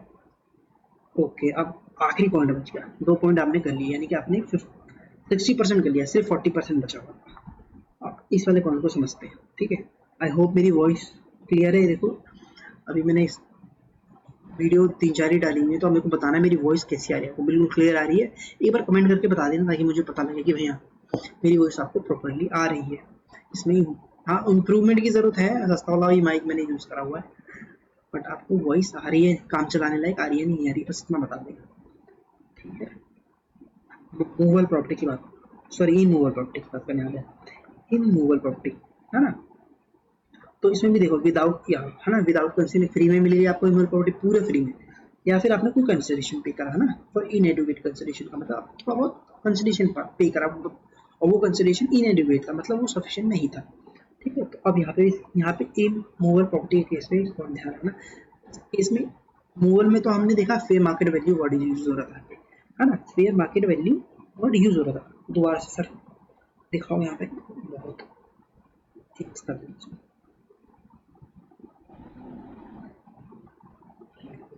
अब देखना यहाँ पे तो फेयर मार्केट वैल्यू यूज हो रहा था मूवेबल के केस में, है ना, fair market value.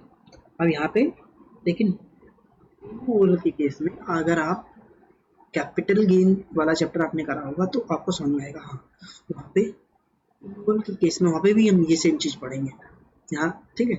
Immovable property के केस में स्टाम्प ड्यूटी वैल्यू ली जाती है, ठीक है।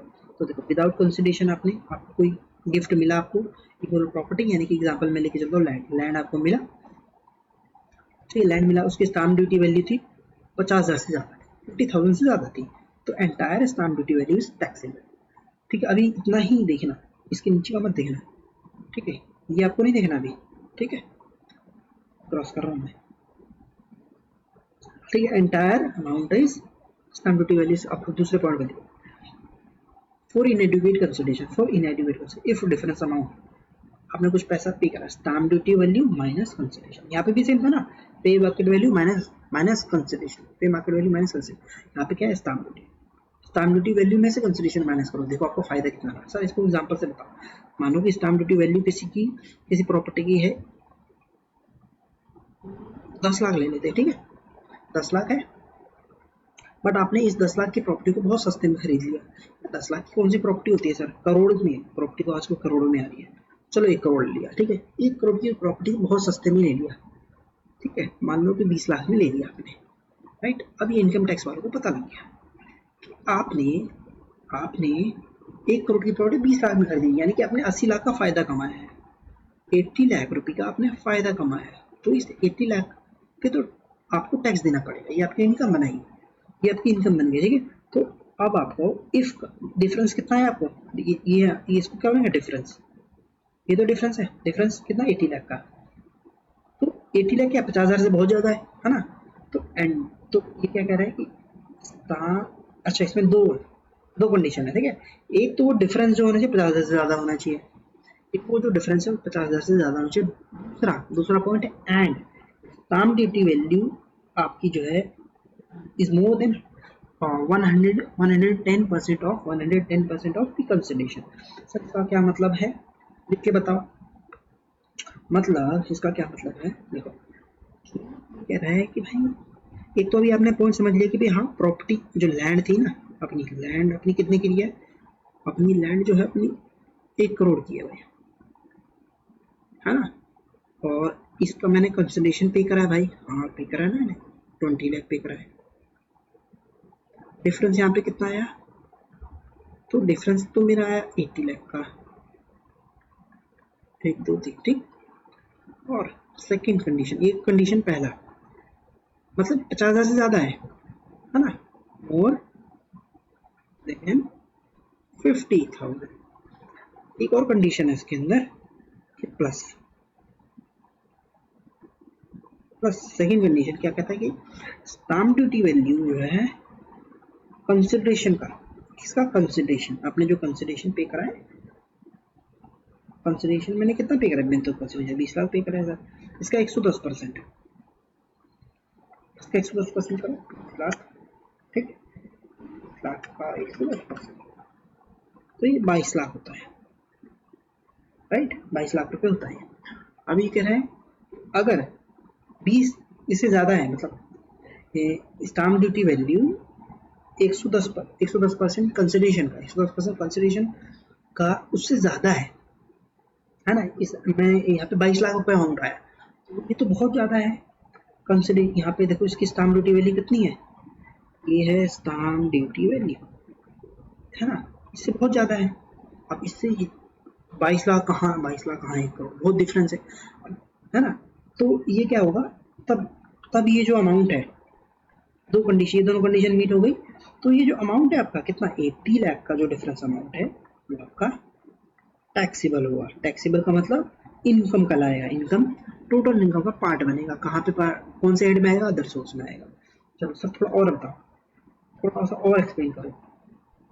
तो देखो थोड़ा सा मैं इस पॉइंट को और एक्सप्लेन करता हूँ सर, कौन सा पॉइंट, ये वाला point, stamp duty value is more than 110% of the consideration. इसका क्या मतलब है, और इंटरप्रिटेशन और क्या निकलती है, इसका इंटरप्रिटेशन क्या निकलता है, इसका मतलब मानो कि ये जो है यहाँ पे ना, ये जो कंसिडरेशन है स्टाम्प ड्यूटी वैल्यू है, ये स्टाम्प ड्यूटी वैल्यू मानो 21 लाख रुपए की कितनी है 21 लाख रुपए। एग्जाम्पल चेंज कर रहा हूँ मैं, ध्यान देना, 21 लाख रुपए है। अब डिफरेंस कितना आ रहा है? 1 लाख रुपए, समझा ना? 1 लाख का डिफरेंस आया। अभी भी ये 50,000 से ज्यादा है, देखो 50,000 से ज्यादा है, पहली कंडीशन मीट हो गई, 50,000 से ज्यादा है, ठीक है, जो डिफरेंस अमाउंट है।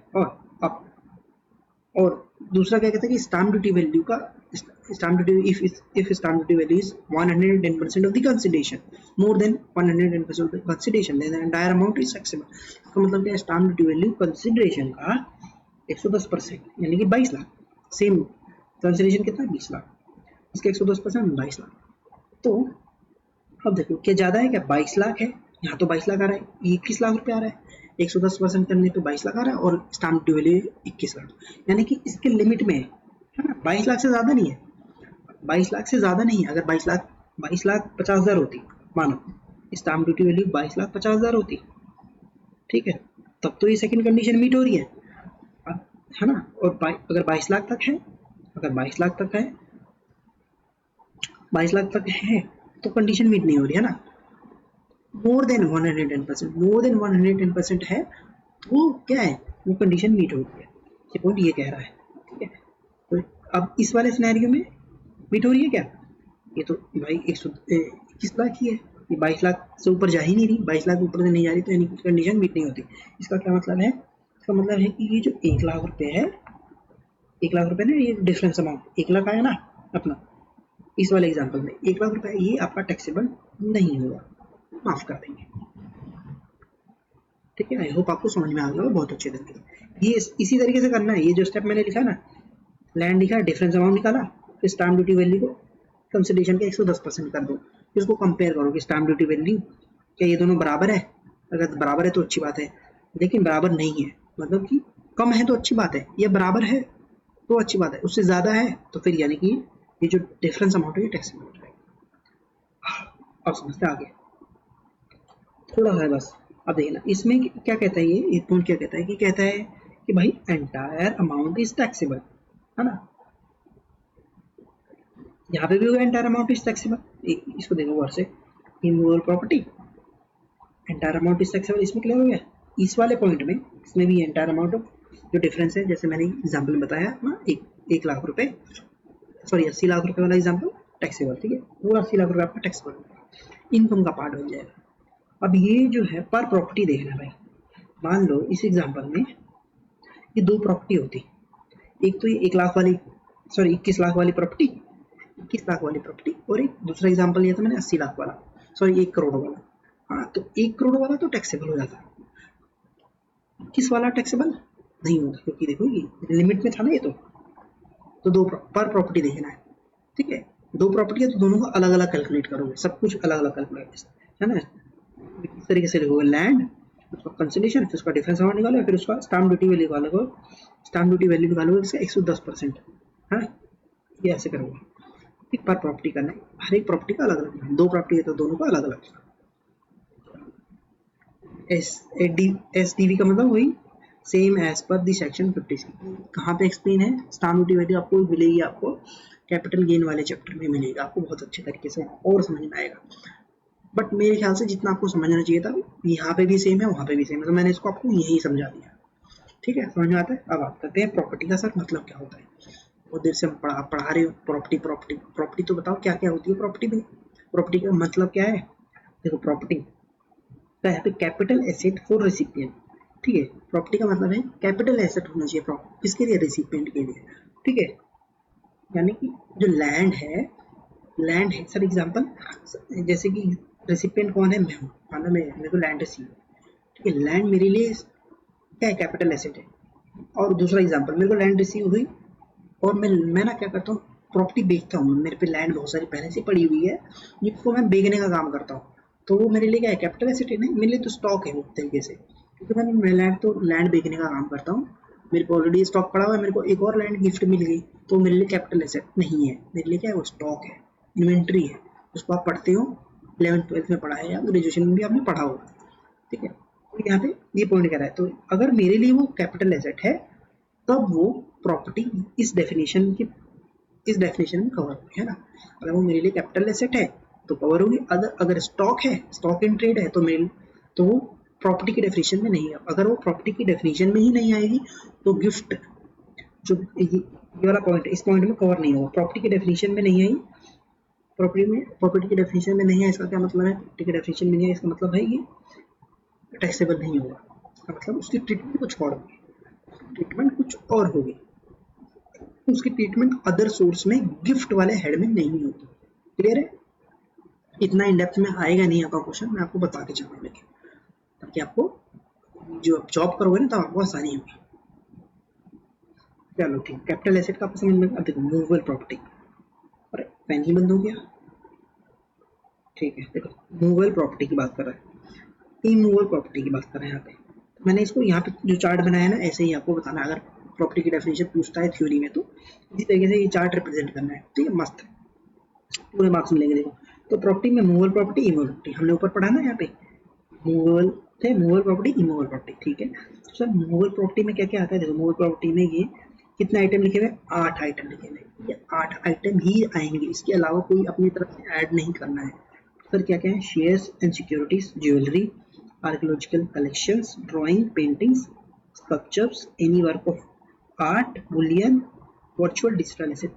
सर इनकी समझ नहीं आ रही है क्या? तो बताऊँ आपको, भैया आपको एक तरीके से रटना है टू बी ऑनेस्ट। इसके अंदर मैं क्या एक्सप्लेन करूँ? भाई ज्वेलरी क्या होती है आपको पता ही है, भाई ज्वेलरी क्या होती है, शेयर्स सिक्योरिटीज क्या होती है आपको बहुत अच्छी तरीके से पता है, ड्राइंग पेंटिंग्स क्या होती है ना, ड्राइंग्स अपनी जो बिकती है भाई बहुत महंगी, करोड़ों में ड्राइंग्स बिकती है, पता है आपको? करोड़ों में ड्राइंग बिकती है, लिटरली बता रहा हूँ, ये आपने सुना भी होगा। ठीक है, जो एग्जीबिशंस होती हैं वहाँ पे ड्राइंग बहुत महंगी महंगी मिलती है। एनी वर्क ऑफ आर्ट, कोई किसी ने कुछ, किसी कलाकार ने कुछ बनाया है ना, कोई पेंटिंग बना दी, बहुत महंगी महंगी बिकती है। बुलियन वर्ड, ठीक है, virtual digital asset, virtual digital asset ये तो फालतू की चीज़ है। वर्चुअल डिजिटल एसेट किसी ने, जैसे कि क्रिप्टो करेंसी का एग्जांपल है, क्रिप्टो करेंसी। बेवकूफ़ लोग हैं ना, उन्होंने एक क्रिप्टो करेंसी बना दी और लोग पागल हैं उसके पीछे। अब तो वो पूरी बर्बाद हो चुकी है, अब तो पूरी खत्म हो चुकी है। मुझे मेरे नॉलेज में तो शायद वो उसकी वैल्यू बहुत कम हो चुकी है, लेकिन लोगों ने हुआ बना बना के उसको, उसकी वैल्यू कहाँ लेके गए भाई, है ना, बहुत महंगी महंगी क्रिप्टो करेंसी बिक रही थी। तो वर्चुअल डिजिटल एसेट जो वर्चुअल मतलब ओरिजिनल में नहीं है, वो फिजिकली नहीं है, वो क्या है, इंटरनेट पे, मतलब उसको छू नहीं सकते, वर्चुअल है, दिखता नहीं है ना, वो एक उस एसेट की याद कर। ठीक है, तो ये आपको याद रखेंगे। ठीक है, 2 बार पढ़ोगे, 3 बार पढ़ोगे, याद हो जाएगा। Immovable property, land and building. ठीक है, लैंड एंड बिल्डिंग इमूवेबल तो वही है ना भाई, जिसको अपन हिला नहीं सकते, लैंड बिल्डिंग। ठीक है, तो देखो यहाँ पे 8 हो गया और 2 लैंड और 1 बिल्डिंग, 2 10, और उसके बाद एक मनी। तो नोट यहाँ पे मैंने एक बॉक्स में डाला हुआ ताकि वो याद रहे कितने आइटम है यहाँ पे प्रॉपर्टी के। प्रॉपर्टी में अब भूलो नहीं कितने आइटम बनने अपने। मनी 1 हो गया, 8 आइटम ये हो गए अपने, और 2 आइटम ये हो गए, कितने हुए टोटल? 11, है ना, 10 एक 11 आइटम है प्रॉपर्टी की डेफिनेशन वाले। गिफ्ट की डेफिनेशन है, पूरे प्रॉपर्टी की डेफिनेशन है, पूरी गिफ्ट की प्रोविजन में कितने आइटम है? 11 आइटम है पूरी, है ना। ये ऐसे याद रहेगा आपको, 11 आइटम है, इस 11 आइटम पे ही अदर सोर्स का इनकम कैलकुलेट होगा। अदरवाइज इसके अलावा कोई आइटम आपको रिसीव होता है तो वो अदर सोर्स के इनकम में काउंट ही नहीं करेगा। फॉर एग्जांपल सर एक एग्जांपल है, सर मान लीजिए कार, चलो इस कार है क्या इन पॉइंट में मेरे को बताओ, किसी भी पॉइंट में कवर हो रहा है कार? कमेंट करके बताना आपको समझ में आया तो। कार है क्या? ढूंढ लो। ठीक है, अब मेरे को कार 10 लाख की मेरे को किसी गिफ्ट आई है, गिफ्ट किसी दिया है, ठीक है, गिफ्ट मेरे को मिला 10 लाख, 50,000 से बहुत ज़्यादा है, तो आप कहोगे टैक्स टैक्स दूँ क्या इसमें? अदर सोर्स में इनकम बना दूँ क्या? यहाँ पे कहीं आपने पढ़ा कोई कार कवर है? नहीं है ना, तो कार अदर यहाँ पे नहीं आएगा, गिफ्ट में आएगा ही नहीं। ठीक है, अदर सोर्स की इनकम बनेगी नहीं फिर 10 लाख रुपए की। अब उसके बाद सर एक अगला पॉइंट आता है non applicability of this. Gift वाला जो सेक्शन है ये, इसकी नॉन एप्लीकेबिलिटी मतलब ये किस पे एप्लीकेबल नहीं होगा। दूसरे तरीके से बोले इसको गिफ्ट एग्जेम्प्ट गिफ्ट, क्वेश्चन बोलेगा एग्जेम्प्ट गिफ्ट बताओ कौन सी होती है, क्वेश्चन में non applicability of this section, तो आपको क्या लिखना है? ये थ्योरी लिखनी है आपको। अभी सर ये बता दो क्या? बहुत आसान है, बहुत आसान है, ध्यान रखना, मैं समझाता हूँ ना, आपको पता लग जाएगा। Exempt gift, exempt gift sir, exempt gift का मतलब गिफ्ट आपको रिसीव हो वो एग्जेम्प्ट है। कौन सी एग्जेम्प्ट है अभी हम पढ़ने वाले हैं। एग्जेम्प्ट गिफ्ट का मतलब आपको वो इनकम नहीं बनेगी उसके ऊपर, आपको इनकम, आपके हाथ में इनकम कैलकुलेट नहीं होगी, इसका मतलब ये हुआ। गिफ्ट रिसीव्ड फ्रॉम रिलेटिव से, एनी रिलेटिव, कोई भी रिलेटिव से आपको गिफ्ट रिसीव होता है तो रिलेटिव की डेफिनेशन आपको पढ़नी है अलग से।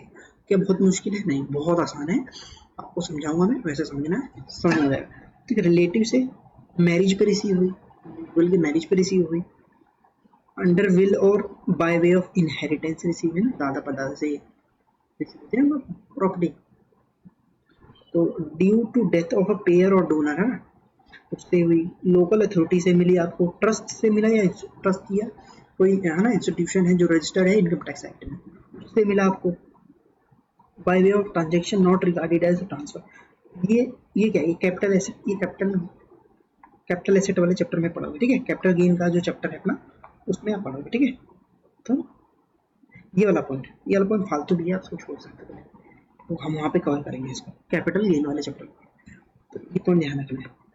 तो ठीक है, रिलेटिव मैरिज पे रिसीव हुई, इंडिविजुअल का मैरिज शादी पे रिसीव हुई, या किसी विल या in by way of inheritance, मतलब वो विल बनाते हैं ना, एक डॉक्यूमेंट बनाते हैं, भाई मैं अपनी प्रॉपर्टी तेरे को देता हूँ।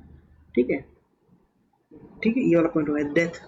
डेथ के कारण आपको किसकी मिली, डेथ ऑफ पेयर और डोनर, तो लोकल अथॉरिटी ट्रस्ट। अब इसके अंदर इनसे रिसीव हुई आपको मान लो कि सब रिलेटिव्स आपको 1 लाख रुपए मिले, टैक्स कैलकुलेट करोगे, टोटल इनकम 1 लाख रुपए, अदर सोर्स में टोटल इनकम बनाओगे, नहीं बनाओगे। ठीक, एग्जाम्प्ट है। ठीक है, मानो मैरिज पे आपको सोना मिला, गोल्ड, ठीक है, गोल्ड ज्वेलरी है ना, यहाँ पे कवर है, हाँ ज्वेलरी कवर है, मूवेबल प्रॉपर्टी होती है, मिला आपको किस पे, मैरिज पे मिला, शादी हुई आपकी, ओबियसली गोल्ड तो मिलता ही है, तो क्या उसको अदर सोर्स का इनकम बनाओगे, नहीं बनाओगे। ठीक है, एग्जाम्पल होता है।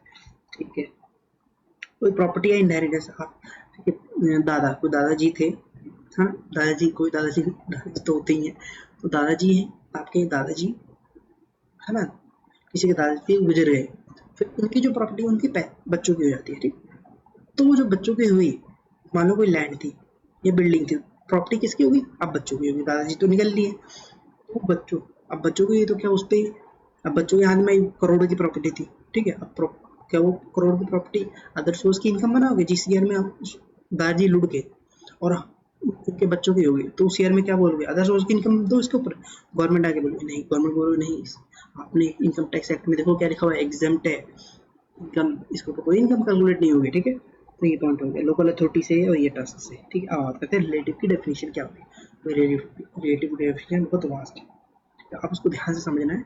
ठीक है, अभी आपको समझ में पूरा A to Z। चलो सर बताओ, रिलेटिव का मतलब क्या है, in case of individual, relative किस केस में, इंडिविजुअल के केस में, ना कि और किसी और केस में नहीं, सर इंडिविजुअल, अरे रिलेटिव तो किसी फर्म के लिए भी हो सकता है ना मेरे भाई, फर्म के भी तो रिलेटिव, फर्म के रिलेटिव कौन थे, उसके पार्टनर वगैरह, उसके फर्म के रिलेटिव, उसकी डेफिनेशन कहीं और दी हुई है, आपको वो नहीं, सिर्फ इंडिविजुअल का रहना, सिर्फ इंडिविजुअल का।